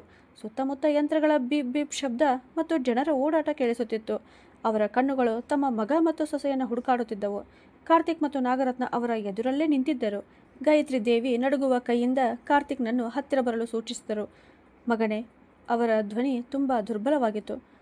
ಹೌದು ಅಮ್ಮ, ಹೇಳಿ, ಈಗ ಹೇಗಿದೆ ಎಂದು ಕಾರ್ತಿಕ್ ತಲೆ ತಗ್ಗಿಸಿ ಕೇಳಿದನು. ಗಾಯತ್ರಿ ದೇವಿಯ ಕಣ್ಣಿನಲ್ಲಿ ನೀರು ತುಂಬಿತ್ತು. ಅವರು ಕೇಳಬೇಕೆಂದಿದ್ದರು, ಮಗನೇ, ಇದು ಎಲ್ಲವೂ ನೀನೇ ಮಾಡುತ್ತಿದ್ದೀಯಾ ಅಂತ. ಆದರೆ ಆ ಮಾತುಗಳು ಬಾಯಿಂದ ಹೊರಬರಲಿಲ್ಲ. ಅವರು ಕೇವಲ ತಮ್ಮ ಮಗನ ಮುಖವನ್ನೇ ನೋಡುತ್ತಿದ್ದರು. ಒಮ್ಮೆ ಆ ಮುಖದಲ್ಲಿ ಕಂಡಿದ್ದ ನಿರಪರಾಧಿತ್ವವನ್ನು ಹುಡುಕಲು ಪ್ರಯತ್ನಿಸುತ್ತಿದ್ದರು. ಆದರೆ ಅದು ಎಲ್ಲೋ ಕಳೆದು ಹೋಗಿತ್ತು. ಅವರ ಆ ಮೌನದ ಚುಚ್ಚುವ ನೋಟ ನೋಡಿ ಕಾರ್ತಿಕ್ ಗಾಬರಿಗೊಂಡನು. ಅಮ್ಮ, ನೀವು ವಿಶ್ರಾಂತಿ ಮಾಡಿ, ಡಾಕ್ಟರ್ ಹೆಚ್ಚು ಮಾತನಾಡಬೇಡಿ ಎಂದಿದ್ದಾರೆ ಎಂದು ಹೇಳಿ ಅವನು ಹಿಂದೆ ಸರಿದನು. ಅಷ್ಟರಲ್ಲಿ ನಾಗರತ್ನ, ಅತ್ತೆ, ಗಾಯ ತುಂಬ ಆಗಿದೆ ಅನಿಸುತ್ತಿದೆ, ನೀವು ವಿಶ್ರಾಂತಿ ಮಾಡಿ, ಹೆಚ್ಚು ಯೋಚಿಸಬೇಡಿ ಅಷ್ಟೇ ಹೇಳಿ ಅವಳು ಕೊಠಡಿಯಿಂದ ಹೊರಬಂದಳು. ಗಾಯತ್ರಿ ದೇವಿ ಅವರನ್ನು ನೋಡಿಕೊಳ್ಳುವ ಜವಾಬ್ದಾರಿಯನ್ನು ಅಕ್ಷತಾ ಎಂಬ ಯುವತಿ ಮತ್ತು ಬುದ್ಧಿವಂತ ನರ್ಸ್ಗೆ ನೀಡಲಾಗಿತ್ತು. ಅಕ್ಷತಾ ತನ್ನ ಕೆಲಸವನ್ನು ತುಂಬ ಪ್ರಾಮಾಣಿಕವಾಗಿ ಮತ್ತು ಶ್ರದ್ಧೆಯಿಂದ ಮಾಡುತ್ತಿದ್ದಳು. ಮೊದಲ ದಿನದಿಂದಲೇ ಅವಳು ಒಂದು ವಿಷಯ ಗಮನಿಸಿದಳು. ಕಾರ್ತಿಕ್ ಮತ್ತು ನಾಗರತ್ನ ತಮ್ಮ ತಾಯಿಯ ಬಗ್ಗೆ ಎಷ್ಟು ಚಿಂತಿತರಂತೆ ಕಾಣಿಸುತ್ತಿದ್ರೋ ಅಷ್ಟು ನಿಜವಾಗಿಲ್ಲ ಅಂತ.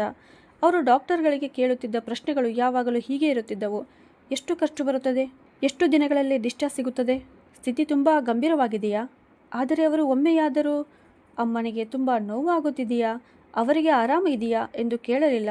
ಅವರ ಈ ನಿರ್ಲಕ್ಷ್ಯ ಅಕ್ಷತಾಳಿಗೆ ವಿಚಿತ್ರವಾಗಿ ತೋಚಿತು. ಅವಳು ಅನೇಕ ರೋಗಿಗಳು ಮತ್ತು ಅವರ ಕುಟುಂಬಗಳನ್ನು ನೋಡಿದ್ದಳು, ಆದರೆ ಇಂತಹ ಕಠಿಣ ಮತ್ತು ನಿರ್ಲಕ್ಷ್ಯಪೂರ್ಣ ವರ್ತನೆಯನ್ನು ಮೊದಲ ಬಾರಿಗೆ ನೋಡುತ್ತಿದ್ದಳು. ಒಂದು ರಾತ್ರಿ ಗಾಯತ್ರಿ ದೇವಿ ನೋವಿನಿಂದ ನರಳುತ್ತಿದ್ದರು. ಆಗ ಅಕ್ಷತಾ ಅವರ ಬಳಿಯಲ್ಲಿ ಕುಳಿತು ಕೈ ಸವರುತ್ತಾ, ಅಮ್ಮ, ತುಂಬ ನೋವಾಗುತ್ತಿದೆಯಾ ಅಂತ ಕೇಳಿದಳು. ಗಾಯತ್ರಿ ದೇವಿ ಕಣ್ಣೀರನ್ನು ಹಾಕುತ್ತಾ, ದೇಹದ ನೋವನ್ನು ತಾಳಬಹುದು ಮಗಳೇ, ಆದರೆ ಮನಸ್ಸಿನ ನೋವನ್ನು ತಾಳಲು ಆಗುತ್ತಿಲ್ಲ ಅಂತ ಹೇಳಿದರು. ಏನಾಯಿತು ಅಮ್ಮ, ನೀವು ನನಗೆ ಹೇಳಬಹುದು, ಮನಸ್ಸು ಹಗುರವಾಗುತ್ತದೆ ಎಂದು ಅಕ್ಷತಾ ಪ್ರೀತಿಯಿಂದ ಕೇಳಿದಳು. ಮೊದಲು ಗಾಯತ್ರಿ ದೇವಿ ಹಿಂಜರಿದರು. ನಂತರ ಅವರ ಕಣ್ಣಿನಿಂದ ಕಣ್ಣೀರು ಧಾರೆಯಾಗಿ ಹರಿಯತೊಡಗಿತು. ಅವರು ಅಕ್ಷತಾಳಿಗೆ ಎಲ್ಲವನ್ನ ಹೇಳಿದರು. ಮಗ ಮತ್ತು ಸೊಸೆಯ ಬದಲಾಗಿರುವ ವರ್ತನೆ, ಗ್ಯಾಸಿನ ಘಟನೆ, ಕಾರ್ತಿಕ್ ಮತ್ತು ನಾಗರತ್ನಾಳ ವಿಚಿತ್ರ ಪ್ರಶ್ನೆಗಳು ಮತ್ತು ಕೊನೆಗೆ ಮೆಟ್ಟಿಲಿನಿಂದ ಬಿದ್ದ ಘಟನೆ. ಮಗಳೇ, ನಾನು ನನ್ನ ಕಾಲು ಜಾರಿ ಬಿದ್ದಿಲ್ಲ ಅನಿಸುತ್ತಿದೆ. ಉದ್ದೇಶಪೂರ್ವಕವಾಗಿ ನನ್ನನ್ನು ಬೀಳಿಸಲಾಯಿತು. ಆದರೆ ನಾನು ಯಾರಿಗೆ ಹೇಳಲಿ? ಯಾರೂ ನನ್ನ ಮಾತನ್ನು ನಂಬುವುದಿಲ್ಲ. ಅವನು ನನ್ನದೇ ಮಗ ಎಂದು ಹೇಳುತ್ತಾ ಅವರು ಜೋರಾಗಿ ಅತ್ತರು. ಅಕ್ಷತಾಳ ಹೃದಯ ಕದಡಿಬಿಟ್ಟಿತು. ಯಾರಾದರೂ ತಮ್ಮ ತಾಯಿಯ ಜೊತೆ ಹೀಗೆ ಮಾಡಬಹುದು ಎಂಬುದನ್ನು ಅವಳು ನಂಬಲಾರದೆ ಹೋದಳು. ಅವಳು ಗಾಯತ್ರಿ ದೇವಿಗೆ ಧೈರ್ಯ ಹೇಳಿದಳು. ನೀವು ಚಿಂತಿಸಬೇಡಿ ಅಮ್ಮ, ನಾನು ನಿಮ್ಮ ಜೊತೆ ಇದ್ದೇನೆ. ಈಗ ನಿಮಗೆ ಏನೂ ಆಗುವುದಿಲ್ಲ ಅಂತ. ಆ ದಿನದ ನಂತರ ಅಕ್ಷತಾ ಕೇವಲ ನರ್ಸ್ ಆಗಿರಲಿಲ್ಲ, ಅವಳು ಗಾಯತ್ರಿ ದೇವಿಯ ಮಗಳಂತಾಗಿ ಬಿಟ್ಟಳು. ಔಷಧಿಯಿಂದ ಹಿಡಿದು ಊಟದವರೆಗೆ ಪ್ರತಿಯೊಂದು ಅವಳು ಸ್ವತಃ ಗಮನಿಸುತ್ತಿದ್ದಳು. ಈ ವಿಷಯದ ಸತ್ಯವನ್ನು ಕಂಡು ಹಿಡಿಯಬೇಕು ಎಂದು ಅವಳು ಮನಸ್ಸಿನಲ್ಲಿ ತೀರ್ಮಾನಿಸಿದಳು. ಇತ್ತ ಗಾಯತ್ರಿ ದೇವಿಯ ಚಿಕಿತ್ಸೆಯ ಸಮಯದಲ್ಲಿ ಡಾಕ್ಟರ್ಗಳು ತಲೆಯ ಗಾಯದ ಗಂಭೀರತೆಯನ್ನು ಪರೀಕ್ಷಿಸಲು ಕೆಲವು ರಕ್ತ ಪರೀಕ್ಷೆಗಳು ಮತ್ತು ಸಂಪೂರ್ಣ ದೇಹದ ಸ್ಕ್ಯಾನ್ ಮಾಡಿಸಿದರು. ಸೀನಿಯರ್ ಡಾಕ್ಟರ್ ಶರ್ಮಾ ಅನುಭವಿಯಾದ ಮತ್ತು ಅತ್ಯಂತ ನಿಪುಣ ವ್ಯಕ್ತಿಯಾಗಿದ್ದರು. ಅವರು ಗಾಯತ್ರಿ ದೇವಿಯ ವರದಿಗಳನ್ನು ನೋಡಿದಾಗ ಅವರ ಹಣೆಯಲ್ಲಿ ಚಿಂತೆಯ ರೇಖೆಗಳು ಮೂಡಿದವು. ಗಾಯಗಳ ವರದಿ ಸಾಮಾನ್ಯವಾಗಿತ್ತು, ಆದರೆ ಸ್ಕ್ಯಾನ್ನಲ್ಲಿ ಯಾರೂ ನಿರೀಕ್ಷಿಸದ ಒಂದು ವಿಷಯ ಕಾಣಿಸಿಕೊಂಡಿತ್ತು. ಅವರು ತಕ್ಷಣ ಕಾರ್ತಿಕ್ ಮತ್ತು ನಾಗರತ್ನಾಳನ್ನು ತಮ್ಮ ಕಚೇರಿಗೆ ಕರೆಸಿ, ನೋಡಿ, ನಿಮ್ಮ ತಾಯಿಗೆ ಒಂದು ಒಳ್ಳೆಯ ಸುದ್ದಿ ಇದೆ ಮತ್ತು ಒಂದು ಕೆಟ್ಟ ಸುದ್ದಿಯೂ ಇದೆ ಎಂದು ಡಾಕ್ಟರ್ ಶರ್ಮಾ ಗಂಭೀರ ಧ್ವನಿಯಲ್ಲಿ ಹೇಳಿದರು. ಕಾರ್ತಿಕ್ ಮತ್ತು ನಾಗರತ್ನಾಳ ಹೃದಯ ಬಡಿತ ವೇಗವಾಯಿತು. ಅವರಿಗೆ ತಾಯಿಯ ಸ್ಥಿತಿ ಮತ್ತಷ್ಟು ಹದಗೆಟ್ಟಿರಬಹುದು ಅಥವಾ ಅವರು ಬದುಕುವುದಿಲ್ಲವೇನೋ ಅನಿಸಿತ್ತು. ಏನು ಡಾಕ್ಟರ್, ಏನಾಯಿತು ಎಂದು ನಾಗರತ್ನ ನಕಲಿ ಭಯದ ಧ್ವನಿಯಲ್ಲಿ ಕೇಳಿದಳು. ಕೆಟ್ಟ ಸುದ್ದಿ ಏನೆಂದರೆ, ನಿಮ್ಮ ತಾಯಿಗೆ ಆಗಾಗ ಬರುತ್ತಿದ್ದ ಸಣ್ಣ ಜ್ವರ ಮತ್ತು ಕೆಮ್ಮನ್ನು ನೀವು ಸಾಮಾನ್ಯ ಸೋಂಕು ಎಂದುಕೊಂಡಿದ್ದೀರಿ, ಆದರೆ ಅದು ಸಾಮಾನ್ಯವಲ್ಲ. ಅವರ ಶ್ವಾಸಕೋಶದಲ್ಲಿ ಆರಂಭಿಕ ಹಂತದ ಟ್ಯೂಮರ್ ಇದೆ ಎಂದು ಡಾಕ್ಟರ್ ಹೇಳಿದರು. ಈ ಮಾತು ಕೇಳುತ್ತಿದ್ದಂತೆಯೇ ಕಾರ್ತಿಕ್ ಮತ್ತು ನಾಗರತ್ನಾಳ ಕಣ್ಣಿನಲ್ಲಿ ಕ್ಷಣಕಾಲ ಒಂದು ವಿಚಿತ್ರ ಹೊಳಪು ಕಾಣಿಸಿತು. ಅನುಭವಿಯಾದ ಡಾಕ್ಟರ್ ಶರ್ಮಾ ಆ ಹೊಳಪನ್ನು ಗಮನಿಸಿದರು. ಇಬ್ಬರು ಒಬ್ಬರನ್ನೊಬ್ಬರ ನೋಡಿಕೊಂಡರು. ಅವರ ಕಣ್ಣಿನಲ್ಲಿ ಅಡಗಿದ್ದ ಕ್ರೂರ ಸಂತೋಷವೇ ಎಲ್ಲವನ್ನ ಹೇಳುತ್ತಿತ್ತು. ಈಗೋ ನಮ್ಮ ಕೆಲಸವನ್ನು ಪ್ರಕೃತಿಯೇ ಮಾಡುತ್ತದೆ ಅಂತ. ಆದರೆ ಡಾಕ್ಟರ್ ಶರ್ಮಾ ಸ್ವಲ್ಪ ನಿಂತು ಅವರ ಪ್ರತಿಕ್ರಿಯೆಯನ್ನು ಗಮನಿಸುತ್ತಾ ಮುಂದುವರಿಸಿದರು. ಆದರೆ ಒಳ್ಳೆಯ ಸುದ್ದಿ ಏನೆಂದರೆ, ಈ ಟ್ಯೂಮರ್ ಇನ್ನೂ ಮೊದಲ ಹಂತದಲ್ಲಿದೆ. ಈ ಅಪಘಾತದ ಕಾರಣದಿಂದಲೇ ನಮಗೆ ಇದು ಈಗಲೇ ಪತ್ತೆಯಾಯಿತು. ಅವರು ಆಸ್ಪತ್ರೆಗೆ ಬಂದಿರದಿದ್ದರೆ ಬಹುಶಃ ಈ ರೋಗ ತುಂಬ ತಡವಾಗಿ ಗೊತ್ತಾಗುತ್ತಿತ್ತು. ಆಗ ಏನೂ ಮಾಡಲು ಸಾಧ್ಯವಾಗುತ್ತಿರಲಿಲ್ಲ.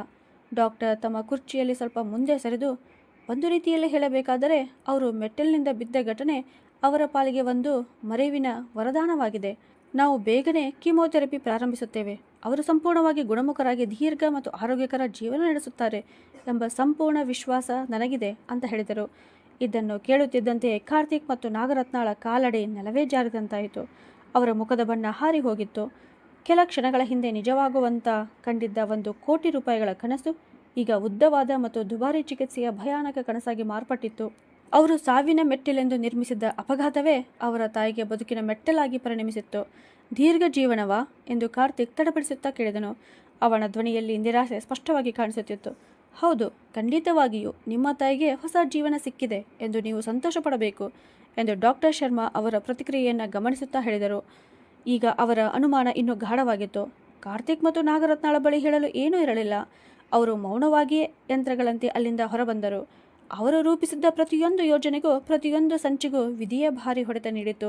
₹1 ಕೋಟಿ ಕನಸು ಈಗ ಎಂದಿಗೂ ಮುಗಿಯದ ಆಸ್ಪತ್ರೆ ಖರ್ಚಿನ ರೂಪ ತಾಳಿತ್ತು. ಡಾಕ್ಟರ್ ಶರ್ಮಾಗೆ ಕಾರ್ತಿಕ್ ಮತ್ತು ನಾಗರತ್ನಾಳ ವರ್ತನೆ ತುಂಬ ಅನುಮಾನಾಸ್ಪದವಾಗಿ ಕಾಣಿಸಿತು. ಯಾವ ಮಗನಾದರೂ ತನ್ನ ತಾಯಿಗೆ ದೀರ್ಘ ಆಯಸ್ಸು ಸಿಕ್ಕಿದೆ ಎಂಬ ಸುದ್ದಿ ಕೇಳಿ ಹೀಗೆ ಕಲ್ಲಿನ ಮೂರ್ತಿಯಂತೆ ನಿಂತುಕೊಳ್ಳುವುದಿಲ್ಲ. ನರ್ಸ್ ಅಕ್ಷತಾ ಹೇಳಿದ ಮಾತುಗಳು ಅವರ ಅನುಮಾನವನ್ನು ಇನ್ನಷ್ಟು ಬಲಪಡಿಸಿತು. ಗಾಯತ್ರಿ ದೇವಿಯ ಭಯ ಮತ್ತು ಅವರು ಹೇಳಿದ ಘಟನೆಗಳ ಬಗ್ಗೆ ಅಕ್ಷತಾ ಈಗಾಗಲೇ ವಿವರಿಸಿದ್ದಳು. ಡಾಕ್ಟರ್ ಶರ್ಮಾ ಮೌನವಾಗಿ ಕುಳಿತುಕೊಳ್ಳಬಾರದು ಎಂದು ತೀರ್ಮಾನಿಸಿದರು. ರೋಗಿಯ ಗೌಪ್ಯತೆಯನ್ನು ಕಾಪಾಡುತ್ತಾ ಅವರು ತಮ್ಮ ಸ್ನೇಹಿತನಾದ ಪೊಲೀಸ್ ಇನ್ಸ್ಪೆಕ್ಟರ್ ಪ್ರಭಾಕರ್ಗೆ ಕರೆ ಮಾಡಿ ಸಂಪೂರ್ಣ ವಿಷಯ ವಿವರಿಸಿದರು. ವೃದ್ಧ ತಾಯಿಯ ಮೇಲೆ ನಡೆದ 2 ಅನುಮಾನಾಸ್ಪದ ಅಪಘಾತಗಳು ಮತ್ತು ಮಗ ಸೊಸೆಯ ಮೇಲಿರುವ ಅನುಮಾನಗಳ ಬಗ್ಗೆ. ಆಗ ಇನ್ಸ್ಪೆಕ್ಟರ್ ಪ್ರಭಾಕರ್, ಡಾಕ್ಟರ್ ಸರ್, ಇದು ಗಂಭೀರ ಪ್ರಕರಣದಂತೆ ಕಾಣುತ್ತಿದೆ. ನೀವು ರೋಗಿಗೆ ಧೈರ್ಯ ನೀಡಿ. ಅವರು ಒಮ್ಮೆ ನಮ್ಮೊಂದಿಗೆ ಮಾತನಾಡಿದರೆ ಮಾತ್ರ ನಾವು ಮುಂದಿನ ಕ್ರಮ ಕೈಗೊಳ್ಳಬಹುದು ಅಂತ ಹೇಳಿದರು. ಮುಂದಿನ ದಿನ ಡಾಕ್ಟರ್ ಶರ್ಮಾ ಮತ್ತು ಅಕ್ಷತಾ ಗಾಯತ್ರಿ ದೇವಿಯ ಬಳಿಯಲ್ಲಿ ಕುಳಿತಿದ್ದರು. ಕಿಮೋಥೆರಪಿ ಪರಿಣಾಮದಿಂದ ಗಾಯತ್ರಿ ದೇವಿ ಇನ್ನೂ ದುರ್ಬಲರಾಗಿದ್ದರು. ಆದರೆ ಈಗ ಅವರ ಕಣ್ಣಿನಲ್ಲಿ ಹೊಸದೊಂದು ಸ್ಪಷ್ಟತೆ ಕಾಣಿಸುತ್ತಿತ್ತು. ಅಮ್ಮ, ನೀವು ತುಂಬ ಭಯದಲ್ಲಿದ್ದೀರಿ ಎಂಬುದು ನಮಗೆ ಗೊತ್ತಿದೆ. ಆದರೆ ನೀವು ಮೌನವಾಗಿದ್ದರೆ ನಿಮ್ಮನ್ನೇ ಇನ್ನೂ ದೊಡ್ಡ ಅಪಾಯಕ್ಕೆ ತಳ್ಳುತ್ತೀರಿ. ಕ್ಯಾನ್ಸರ್ಗೆ ನಾವು ಚಿಕಿತ್ಸೆ ಕೊಡಬಹುದು, ಆದರೆ ನಿಮ್ಮವರಿಂದ ನಿಮ್ಮನ್ನು ಯಾರು ಕಾಪಾಡುತ್ತಾರೆ? ನ್ಯಾಯಕ್ಕಾಗಿ ನೀವು ಧ್ವನಿ ಎತ್ತಬೇಕು. ನಾವು ಎಲ್ಲರೂ ನಿಮ್ಮ ಜೊತೆ ಇದ್ದೇವೆ ಎಂದು ಡಾಕ್ಟರ್ ಶರ್ಮಾ ಮೃದುವಾಗಿ ಹೇಳಿದರು. ಗಾಯತ್ರಿ ದೇವಿಯ ಕಣ್ಣಲ್ಲಿ ಕಣ್ಣೀರು ತುಂಬಿತು. ಒಂದು ಕಡೆ ಮಗನ ಮೇಲಿನ ಮಮತೆ, ಇನ್ನೊಂದು ಕಡೆ ತನ್ನ ಜೀವದ ಭಯ ಮತ್ತು ಪರರಾಗಿ ಬಂದರೂ ತಮ್ಮವರಂತೆ ಬೆಂಬಲ ನೀಡುತ್ತಿದ್ದ ಈ ಜನರ ವಿಶ್ವಾಸ. ಅಕ್ಷತಾ ಅವರ ಕೈ ಹಿಡಿದು, ಅಮ್ಮ, ನಿಮ್ಮ ಜೀವವೇ ತೆಗೆದುಕೊಳ್ಳಲು ಯತ್ನಿಸುವವರ ಮೇಲೆ ಯಾವ ಮಮತೆ? ನೀವು ಮೊದಲು ನಿಮ್ಮ ಜೀವ ಉಳಿಸಿಕೊಳ್ಳಿ. ನಾವು ಎಲ್ಲರೂ ನಿಮ್ಮ ಜೊತೆ ಇದ್ದೇವೆ ಅಂತ ಹೇಳಿದಳು. ಈ ಮಾತುಗಳು ಗಾಯತ್ರಿ ದೇವಿಗೆ ಬಹಳ ಅಗತ್ಯವಾಗಿದ್ದ ಧೈರ್ಯ ನೀಡಿದವು. ಅವರು ನಡುಗುವ ಧ್ವನಿಯಲ್ಲಿ ಒಪ್ಪಿಗೆ ಸೂಚಿಸಿದರು. ಇನ್ಸ್ಪೆಕ್ಟರ್ ಪ್ರಭಾಕರ್ ಸಾಮಾನ್ಯ ಉಡುಪಿನಲ್ಲಿ ಆಸ್ಪತ್ರೆಗೆ ಬಂದರು. ಅವರು ಗಾಯತ್ರಿ ದೇವಿಯ ಹೇಳಿಕೆಯನ್ನು ದಾಖಲಿಸಿದರು. ಅದರಲ್ಲೇ ಸರ್ಕಾರದ ಯೋಜನೆ ಎಂಬ ನೆಪದಲ್ಲಿ ತಮ್ಮಿಂದ ಬೆರಳಚ್ಚು ತೆಗೆದುಕೊಂಡಿದ್ದ ಕಾಗದಗಳ ವಿಷಯವನ್ನು ಗಾಯತ್ರಿ ದೇವಿ ಹೇಳಿದರು. ಇದನ್ನು ಕೇಳುತ್ತಿದ್ದಂತೆ ಇನ್ಸ್ಪೆಕ್ಟರ್ ಪ್ರಭಾಕರ್ಗೆ ತಕ್ಷಣ ವಿಮಾ ಮೋಸದ ಅನುಮಾನ ಬಂದಿತು. ಅವರು ತಮ್ಮ ತಂಡವನ್ನು ಕಾರ್ತಿಕ್ ಮತ್ತು ನಾಗರತ್ನಾಳ ಮನೆಗೆ ಶೋಧಕ್ಕೆ ಕಳುಹಿಸಿದರು. ಶೋಧದಲ್ಲಿ ಅಲ್ಮಾರಿಯೊಳಗೆ ಮರೆ ಮಾಡಿದ್ದ 1 ಕೋಟಿ ರೂಪಾಯಿಗಳ ವಿಮಾ ಪಾಲಿಸಿ ದಾಖಲೆಗಳು ಸಿಕ್ಕವು. ಆ ಪಾಲಿಸಿಯ ನಾಮಿನಿಯಾಗಿ ಕಾರ್ತಿಕ್ ಎಂಬ ಹೆಸರು ಇದ್ದಿತು. ಈಗ ಸಂಪೂರ್ಣ ಆಟ ಸ್ಪಷ್ಟವಾಗಿತ್ತು. ಇದು ಕೇವಲ ಕುಟುಂಬದ ಜಗಳವಲ್ಲ, ತುಂಬ ಯೋಚಿಸಿ ರೂಪಿಸಿದ ಸಂಚು ಅಂತ. ಮುಂದಿನ ದಿನ ಕಾರ್ತಿಕ್ ಮತ್ತು ನಾಗರತ್ನಾಳನ್ನು ಆಸ್ಪತ್ರೆಗೆ ಕರೆಯಿಸಲಾಯಿತು. ಡಾಕ್ಟರ್ ಕಿಮೋಥೆರಪಿ ಖರ್ಚಿನ ಬಗ್ಗೆ ಮಾತನಾಡಲು ಕರೆಸಿದ್ದಾರೆ ಎಂದು ಅವರು ಭಾವಿಸಿದ್ದರು. ಆದರೆ ಆಸ್ಪತ್ರೆಯ ಖಾಲಿ ಕೊಠಡಿಗೆ ತಲುಪಿದಾಗ ಅಲ್ಲಿ ಡಾಕ್ಟರ್ ಜೊತೆ ಸಾಮಾನ್ಯ ಉಡುಪಿನಲ್ಲಿ ಕುಳಿತಿದ್ದ ಇನ್ಸ್ಪೆಕ್ಟರ್ ಪ್ರಭಾಕರ್ ಅವರನ್ನು ನೋಡಿ ಅವರ ಪ್ರಾಣವೇ ಬಾಯಿಗೆ ಬಂದಿತ್ತು. ಮಿಸ್ಟರ್ ಕಾರ್ತಿಕ್, ಇದು ಏನು ಎಂದು ಇನ್ಸ್ಪೆಕ್ಟರ್ ಪ್ರಭಾಕರ್ ವಿಮಾ ದಾಖಲೆಗಳನ್ನು ಮೇಜಿನ ಮೇಲೆ ಎಸೆದು ಕೇಳಿದರು. ಅವರ ಧ್ವನಿ ಕೊಠಡಿಯ ನಿಶ್ಶಬ್ದತೆಯಲ್ಲಿ ಬಾಂಬ್ ಸಿಡಿದಂತೆ ಮೊಳಗಿತು. ಆ ಕಾಗದಗಳನ್ನು ನೋಡುತ್ತಿದ್ದಂತೆ ಕಾರ್ತಿಕ್ ಮತ್ತು ನಾಗರತ್ನಾಳ ಉಳಿದಿದ್ದ ಧೈರ್ಯವೂ ಕಳೆದು ಹೋಯಿತು. ಅವರ ಮೆದುಳು ಖಾಲಿಯಾದಂತಾಯಿತು. ಸರ್, ಇದು ಕೇವಲ ಒಂದು ಇನ್ವೆಸ್ಟ್ಮೆಂಟ್ ಅಷ್ಟೇ. ಅಮ್ಮನ ಸುರಕ್ಷತೆಗಾಗಿ ಮಾಡಿದ್ದೇವೆ ಎಂದು ಅವರು ತಡಬಡಿಸುತ್ತಾ ಹೇಳಿದರು. ಅವರ ಧ್ವನಿ ನಡುಗುತ್ತಿತ್ತು. ಸುರಕ್ಷತೆಗಾಗಿಯೇ ಅಥವಾ ವ್ಯವಹಾರಕ್ಕಾಗಿಯೇ ಎಂದು ಇನ್ಸ್ಪೆಕ್ಟರ್ ಪ್ರಭಾಕರ್ ಗರ್ಜಿಸಿದರು. ನಿಮ್ಮ ತಾಯಿ ಹೇಳಿಕೆ ನೀಡಿದ್ದಾರೆ. ಅವರಿಗೆ ಈ ಪಾಲಿಸಿಯ ಬಗ್ಗೆ ಏನೂ ಗೊತ್ತಿಲ್ಲ. ಮೋಸ ಮಾಡಿ ಅವರಿಂದ ಬೆರಳಚ್ಚು ತೆಗೆದುಕೊಳ್ಳಲಾಗಿದೆ.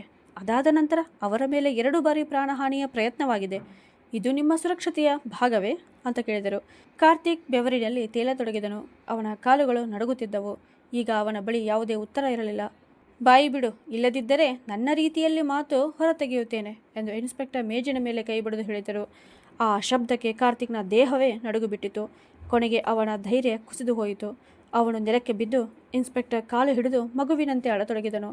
ಕ್ಷಮಿಸಿ ಸರ್, ನನ್ನಿಂದ ತಪ್ಪಾಯಿತು. ಇದನ್ನೆಲ್ಲ ರತ್ನಾಳೆ ಮಾಡಿಸಿದಳು. ಅವಳೇ ನನಗೆ ಲಾಲಸೆ ತೋರಿಸಿದಳು.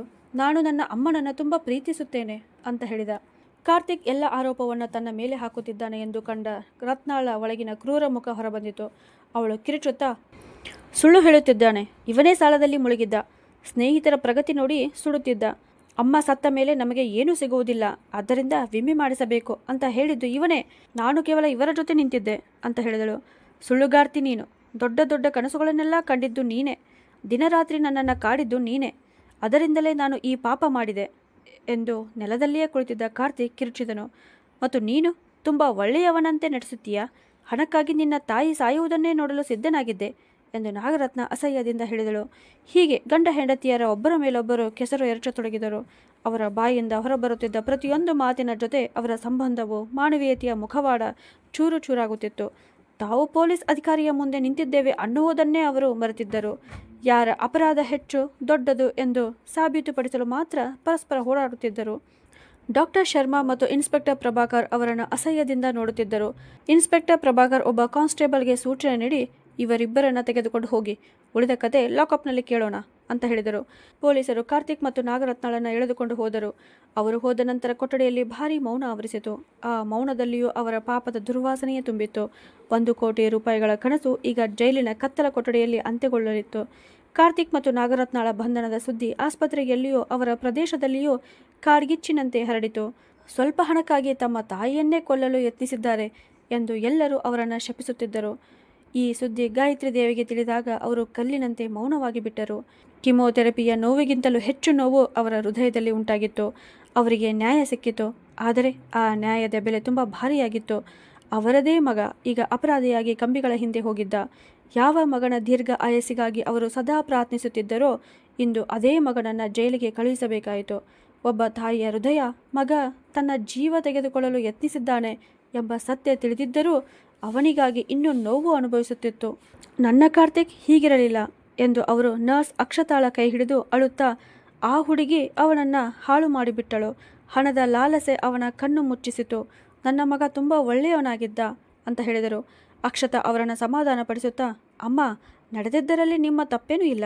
ನೀವು ಮಾಡಿದ್ದು ನಿಮ್ಮ ಜೀವ ಉಳಿಸಿಕೊಳ್ಳಲು. ನೀವು ದುರ್ಬಲರಾಗಿದ್ದರೆ ಅವರು ತಮ್ಮ ಉದ್ದೇಶದಲ್ಲಿ ಯಶಸ್ವಿಯಾಗುತ್ತಿದ್ದರು ಅಂತ ಹೇಳಿದಳು. ಡಾಕ್ಟರ್ ಶರ್ಮಾ ಕೂಡ ಅವರಿಗೆ ಧೈರ್ಯ ತುಂಬಿದರು.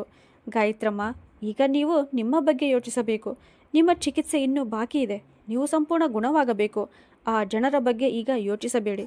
ಅವರಿಗೆ ಅವರ ಕರ್ಮಗಳಿಗೆ ತಕ್ಕ ಶಿಕ್ಷೆಯನ್ನು ಕಾನೂನು ಕೊಡುತ್ತದೆ ಎಂದು ಡಾಕ್ಟರ್ ಶರ್ಮಾ ಹೇಳಿದರು. ನಿಧಾನವಾಗಿ ಗಾಯತ್ರಿ ದೇವಿ ತಮ್ಮನ್ನು ತಾವು ಸಮಾಧಾನಪಡಿಸಿಕೊಳ್ಳತೊಡಗಿದರು. ಆಸ್ಪತ್ರೆಯ ಸಿಬ್ಬಂದಿ, ವಿಶೇಷವಾಗಿ ಅಕ್ಷತಾ ಅವರನ್ನು ಮನೆಯವರಂತೆ ನೋಡಿಕೊಳ್ಳುತ್ತಿದ್ದರು. ಅವರ ಊರಿನ ಜನರು ಅವರನ್ನು ನೋಡಲು ಬರುತ್ತಿದ್ದರು, ಧೈರ್ಯ ಹೇಳುತ್ತಿದ್ದರು ಮತ್ತು ಮನೆಯಿಂದ ಅಡುಗೆ ಮಾಡಿ ತಂದುಕೊಡುತ್ತಿದ್ದರು. ಮೊದಲ ಬಾರಿಗೆ ಗಾಯತ್ರಿ ದೇವಿಗೆ ಒಂದು ಸತ್ಯ ಅರ್ಥವಾಯಿತು. ರಕ್ತ ಸಂಬಂಧಗಳಿಗಿಂತ ಮಾನವೀಯ ಸಂಬಂಧಗಳು ದೊಡ್ಡವು ಅಂತ. ತಮ್ಮ ಮಗ ಮತ್ತು ಸೊಸೆ ತಮ್ಮವರಾಗಿದ್ದರೂ ಪರರಂತೆ ಹೊರಬಂದರು. ಆದರೆ ಅಕ್ಷತಾಳಂತವರು ಪರರಾಗಿದ್ದರೂ ತಮ್ಮವರಾಗಿ ನಿಂತರು. ಈಗ ಅವರು ದುರ್ಬಲರಾಗಬಾರದು ಎಂದು ತೀರ್ಮಾನಿಸಿದರು. ತಮ್ಮ ಜೀವನಕ್ಕಾಗಿ ಹೋರಾಡಬೇಕು. ಕೇವಲ ಕ್ಯಾನ್ಸರ್ ವಿರುದ್ಧವಲ್ಲ, ಪ್ರತಿ ಕ್ಷಣವೂ ಮನಸ್ಸನ್ನು ಮುರಿಯುತ್ತಿದ್ದ ಆ ನೆನಪುಗಳ ವಿರುದ್ಧವೂ ಅಂತ. ಈಗ ಅವರ ಹೋರಾಟ ದ್ವಿಗುಣವಾಗಿತ್ತು. ಈ ಪ್ರಕರಣ ನ್ಯಾಯಾಲಯಕ್ಕೆ ತಲುಪಿತು. ವಿಮಾ ಏಜೆಂಟ್ ರಮೇಶ್ ಸರ್ಕಾರಿ ಸಾಕ್ಷಿಯಾದನು. ಅವನು ನ್ಯಾಯಾಲಯದಲ್ಲಿ ಒಪ್ಪಿಕೊಂಡನು. ಹೆಚ್ಚು ಕಮಿಷನ್ ನೀಡುವ ಲಾಲಸೆಯಿಂದ ಕಾರ್ತಿಕ್ ಮತ್ತು ನಾಗರತ್ನ ಅವನನ್ನು ಈ ಮೋಸದಲ್ಲಿ ಸೇರಿಸಿಕೊಂಡಿದ್ದರು ಎಂದು. ಸುಳ್ಳು ವೈದ್ಯಕೀಯ ವರದಿ ತಯಾರಿಸಲು ಒಬ್ಬ ಡಾಕ್ಟರ್ಗೆ ಲಂಚ ನೀಡಲಾಗಿತ್ತು ಎಂಬುದನ್ನು ಅವನು ಬಹಿರಂಗಪಡಿಸಿದನು.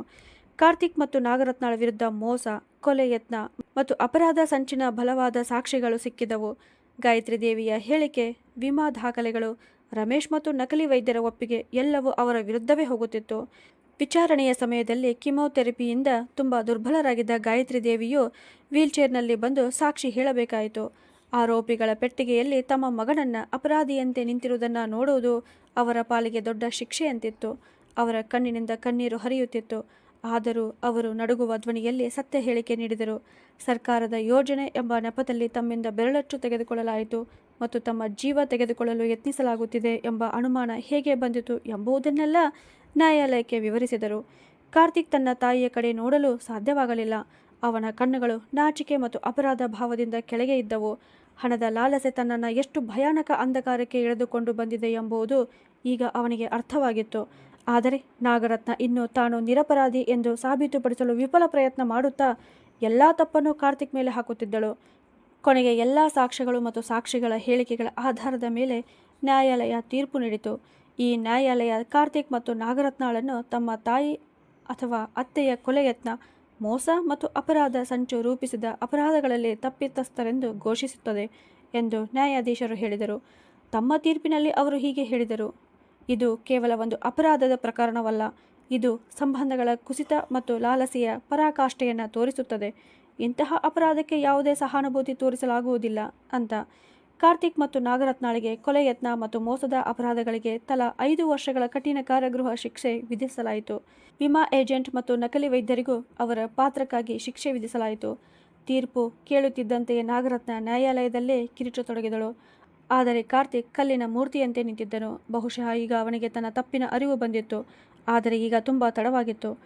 ಇಕ್ಕಟ್ಟಿನ ಕಬ್ಬಿಣದ ಬಾಗಿಲುಗಳ ಹಿಂದೆ ಅವರು ಬಂಧಿತರಾದರು. ಅವರ ಜೀವನದ 5 ವರ್ಷಗಳ ಲಾಲಸೆಯ ಬೆಲೆ ಕಟ್ಟಲು ಕತ್ತಲ ಕೊಠಡಿಗಳ ಪಾಲಾಗಿದ್ದವು. ಇತ್ತ ಗಾಯತ್ರಿ ದೇವಿಯ ಚಿಕಿತ್ಸೆ ಸಂಪೂರ್ಣಗೊಂಡಿತು. ಕ್ಯಾನ್ಸರನ್ನು ಸೋಲಿಸಿ ಅವರು ಆಸ್ಪತ್ರೆಯಿಂದ ಹೊರಬಂದರು. ಆದರೆ ಅವರ ಮುಂದೆ ಈಗ ಒಂದು ದೊಡ್ಡ ಪ್ರಶ್ನೆ ಇದ್ದಿತು. ಈಗ ನಾನು ಎಲ್ಲಿಗೆ ಹೋಗಲಿ ಅನ್ನುವುದು. ಆಸ್ಪತ್ರೆಯಿಂದ ಬಿಡುಗಡೆಯಾಗುವ ದಿನ ನರ್ಸ್ ಅಕ್ಷತಾ ಮತ್ತು ಡಾಕ್ಟರ್ ಶರ್ಮಾ ಅವರ ಪಕ್ಕದಲ್ಲೇ ನಿಂತಿದ್ದರು. ಅಮ್ಮ, ಈಗ ನೀವು ಎಲ್ಲಿಗೆ ಹೋಗುತ್ತೀರಿ ಎಂದು ಅಕ್ಷತಾ ನಿಧಾನವಾಗಿ ಕೇಳಿದಳು. ಅದೇ ಪ್ರಶ್ನೆಯನ್ನು ಗಾಯತ್ರಿ ದೇವಿಯು ತನ್ನನ್ನೇ ಕೇಳಿಕೊಳ್ಳುತ್ತಿದ್ದರು. ಎಲ್ಲಿ ಹೋಗುವುದು? ಆ ಮನೆಗ? ಅಲ್ಲಿನ ಗೋಡೆಗಳೇ ಇನ್ನೂ ಸೊಸೆಯ ಕಿರಿಚಾಟ ಮತ್ತು ಮಗನ ದ್ರೋಹಕ್ಕೆ ಸಾಕ್ಷಿಯಾಗಿದ್ದವು. ತಮ್ಮ ಸಾವಿನ ವ್ಯವಹಾರ ನಡೆದ ಆ ಮನೆಗ? ಇಲ್ಲ, ಅದು ಈಗ ಕೇವಲ ಒಂದು ಕಟ್ಟಡ ಮಾತ್ರ ಆಗಿದೆ. ಅದರಲ್ಲಿ ಮನೆ ಎನ್ನುವ ಅರ್ಥವೇ ಉಳಿದಿಲ್ಲ. ಅದು ಈಗ ಒಂದು ಸಮಾಧಿಯಂತಾಗಿದೆ ಅಂದುಕೊಂಡರು. ಅವರ ಕಣ್ಣಿನಿಂದ ಕಣ್ಣೀರು ಹರಿಯತೊಡಗಿತು. ಆದರೆ ಈ ಬಾರಿ ಆ ಕಣ್ಣೀರಿನಲ್ಲಿ ಅಸಹಾಯಕತೆ ಇರಲಿಲ್ಲ, ಒಂದು ದೃಢ ನಿರ್ಧಾರ ಇದ್ದಿತು. ಅವರು ತಮ್ಮ ಸೀರೆಯ ಅಂಚಿನಿಂದ ಕಣ್ಣು ಒರೆಸಿ ದೃಢ ಧ್ವನಿಯಲ್ಲಿ ರುದ್ರಾಶ್ರಮ ಅಂತ ಹೇಳಿದರು. ಇದನ್ನು ಕೇಳಿ ಅಕ್ಷತಾ ಮತ್ತು ಡಾಕ್ಟರ್ ಶರ್ಮಾ ಇಬ್ಬರು ಬೆಚ್ಚಿಬಿದ್ದರು. ಇಲ್ಲ ಅಮ್ಮ, ನೀವು ನನ್ನ ಜೊತೆ ಎಂದು ಅಕ್ಷತಾ ಹೇಳಲು ಮುಂದಾದಳು. ಆದರೆ ಗಾಯತ್ರಿ ದೇವಿ ಅವಳ ಮಾತನ್ನೇ ಮಧ್ಯೆ ನಿಲ್ಲಿಸಿದರು. ಅವರ ತುಟಿಗಳ ಮೇಲೆ ಒಂದು ಸಣ್ಣ ನಗು ಮೂಡಿತು. ಆ ನಗುವಿನೊಳಗೆ ಅಪಾರವಾದ ನೋವು ಮರೆತು ಕುಳಿತಿತ್ತು. ಇಲ್ಲ ಮಗಳೇ, ನೀವು ನನಗಾಗಿ ಮಾಡಿದ ಉಪಕಾರವನ್ನು ನಾನು 7 ಜನ್ಮದಲ್ಲಿಯೂ ತೀರಿಸಲಾರೆ. ಪರರಾಗಿ ಬಂದರೂ ನೀವು ನನ್ನವರಿಗಿಂತ ಹೆಚ್ಚು ನನ್ನ ಜೊತೆ ನಿಂತಿರಿ. ಆದರೆ ಈಗ ನಾನು ಯಾರಿಗೂ ಭಾರವಾಗಬಾರದು. ವೃದ್ಧಾಶ್ರಮದಲ್ಲಿ ನನ್ನಂಥವರೇ ಇನ್ನೂ ಹಲವಾರು ಇರುತ್ತಾರೆ, ತಮ್ಮವರಿಂದ ತಳ್ಳಿ ಹಾಕಲ್ಪಟ್ಟವರು. ನಾವು ಒಬ್ಬರನ್ನೊಬ್ಬರ ನೋವನ್ನು ಹಂಚಿಕೊಂಡು ಉಳಿದ ಜೀವನ ಸಾಗಿಸಬಹುದು ಅಂತ ಗಾಯತ್ರಿ ದೇವಿ ಹೇಳಿದರು. ಅವರ ಅಕ್ಷತಾಳ ಸಹಾಯದಿಂದ ಒಬ್ಬ ಪ್ರಾಪರ್ಟಿ ಡೀಲರನ್ನು ಕರೆಸಿದರು ಮತ್ತು ತಮ್ಮ 2 ಕೊಠಡಿಯ ಮನೆಯನ್ನು ಬಾಡಿಗೆಗೆ ನೀಡಿದರು. ಆ ಮನೆ ಅವರ ಗಂಡನ ಕೊನೆಯ ನೆನಪಾಗಿತ್ತು. ಆದರೆ ಈಗ ಅವರಿಗೆ ಒಂದು ಸತ್ಯ ಅರ್ಥವಾಗಿತ್ತು. ನೆನಪುಗಳಿಗಿಂತ ಬದುಕು ಮುಖ್ಯ ಅಂತ. ಮನೆ ಬಾಡಿಗೆಗೆ ನೀಡಿದಾಗ ಮುಂಗಡವಾಗಿ ಬಂದ 50,000 ರೂಪಾಯಿಗಳನ್ನು ಅವರು ತಮ್ಮ ಸೀರೆಯ ಸೆರಗಿನಲ್ಲಿ ಬಿಗಿಯಾಗಿ ಕಟ್ಟಿ ಹಿಡಿದರು. ಅವು ಕೇವಲ ಹಣವಲ್ಲ, ಅದು ಅವರ ಸ್ವಾಭಿಮಾನ. ಆ ಹಣವನ್ನು ತೆಗೆದುಕೊಂಡು ಅವರು ಒಳ್ಳೆಯ ವೃದ್ಧಾಶ್ರಮಕ್ಕೆ ತೆರಳಿದರು. ದಯೆ ಬೇಡುವ ಮಹಿಳೆಯಾಗಿ ಅಲ್ಲ, ಸ್ವಾಭಿಮಾನಿ ಮಹಿಳೆಯಾಗಿ. ಅವರು ತಮ್ಮ ಸಾಮಾನುಗಳೊಂದಿಗೆ ವೃದ್ಧಾಶ್ರಮಕ್ಕೆ ತಲುಪಿದಾಗ ಮನಸ್ಸು ಸ್ವಲ್ಪ ಭಾರವಾಗಿತ್ತು. ಆದರೆ ಅಲ್ಲಿನ ವಾತಾವರಣ ನೋಡಿ ಅವರಿಗೆ ನೆಮ್ಮದಿ ದೊರಕಿತು. ಅಲ್ಲಿ ಅವರಂತೆಯೇ ಜೀವನದ ಅನೇಕ ಕಠಿಣ ಹೊಡೆತಗಳನ್ನು ಅನುಭವಿಸಿದ್ದ ವೃದ್ಧರು ಇದ್ದರು. ಆದರೂ ಅವರ ಮುಖದಲ್ಲಿ ಒಂದು ವಿಚಿತ್ರ ಶಾಂತಿ ಕಾಣಿಸುತ್ತಿತ್ತು. ಅವರು ಒಬ್ಬೊಬ್ಬರ ಜೊತೆ ತಮ್ಮ ನೋವು ಸಂತೋಷಗಳನ್ನು ಹಂಚಿಕೊಳ್ಳತೊಡಗಿದರು. ಅಕ್ಷತಾ ಪ್ರತಿ ವಾರ ಅವರನ್ನು ಭೇಟಿ ಮಾಡಲು ಬರುತ್ತಿದ್ದಳು. ಅವಳು ಅವರಿಗಾಗಿ ಹಣ್ಣುಗಳು ಮತ್ತು ಅವರಿಗೆ ಇಷ್ಟವಾದ ತಿನಿಸುಗಳನ್ನು ತಂದುಕೊಡುತ್ತಿದ್ದಳು. ನಿಧಾನವಾಗಿ ಗಾಯತ್ರಿ ದೇವಿ ಆ ವಾತಾವರಣಕ್ಕೆ ಹೊಂದಿಕೊಂಡರು. ಅವರು ಅಲ್ಲಿ ಸಣ್ಣ ಪುಟ್ಟ ಕೆಲಸಗಳಲ್ಲಿ ಸಹಾಯ ಮಾಡುತ್ತಿದ್ದರು. ಅನಾಥಾಶ್ರಮದ ಮಕ್ಕಳಿಗಾಗಿ ಸ್ವೆಟರ್ ನೇಯುತ್ತಿದ್ದರು. ಸಂಜೆ ಉಳಿದವರ ಜೊತೆ ಕೂತು ಮಾತನಾಡುತ್ತಿದ್ದರು. ನಿಧಾನವಾಗಿ ಅವರ ಮುಖದಲ್ಲಿ ಮತ್ತೆ ಅದೇ ಹಳೆಯ ಶಾಂತಿ ಮತ್ತು ನೆಮ್ಮದಿ ಮರಳಿ ಕಾಣಿಸತೊಡಗಿತು. ಅದನ್ನೇ ಅವರ ಮಗ ಮತ್ತು ಸೊಸೆ ಕಸಿದುಕೊಂಡಿದ್ದರು. ಅವರ ಜೀವನದಿಂದ ಒಂದು ದೊಡ್ಡ ಪಾಠ ಕಲಿತಿದ್ದರು. ಕುಟುಂಬ ಎನ್ನುವುದು ಕೇವಲ ರಕ್ತ ಸಂಬಂಧಗಳಿಂದ ನಿರ್ಮಾಣವಾಗುವುದಿಲ್ಲ, ಪ್ರೀತಿ, ಗೌರವ ಮತ್ತು ಮಾನವೀಯತೆಯಿಂದ ನಿರ್ಮಾಣವಾಗುತ್ತದೆ ಅಂತ.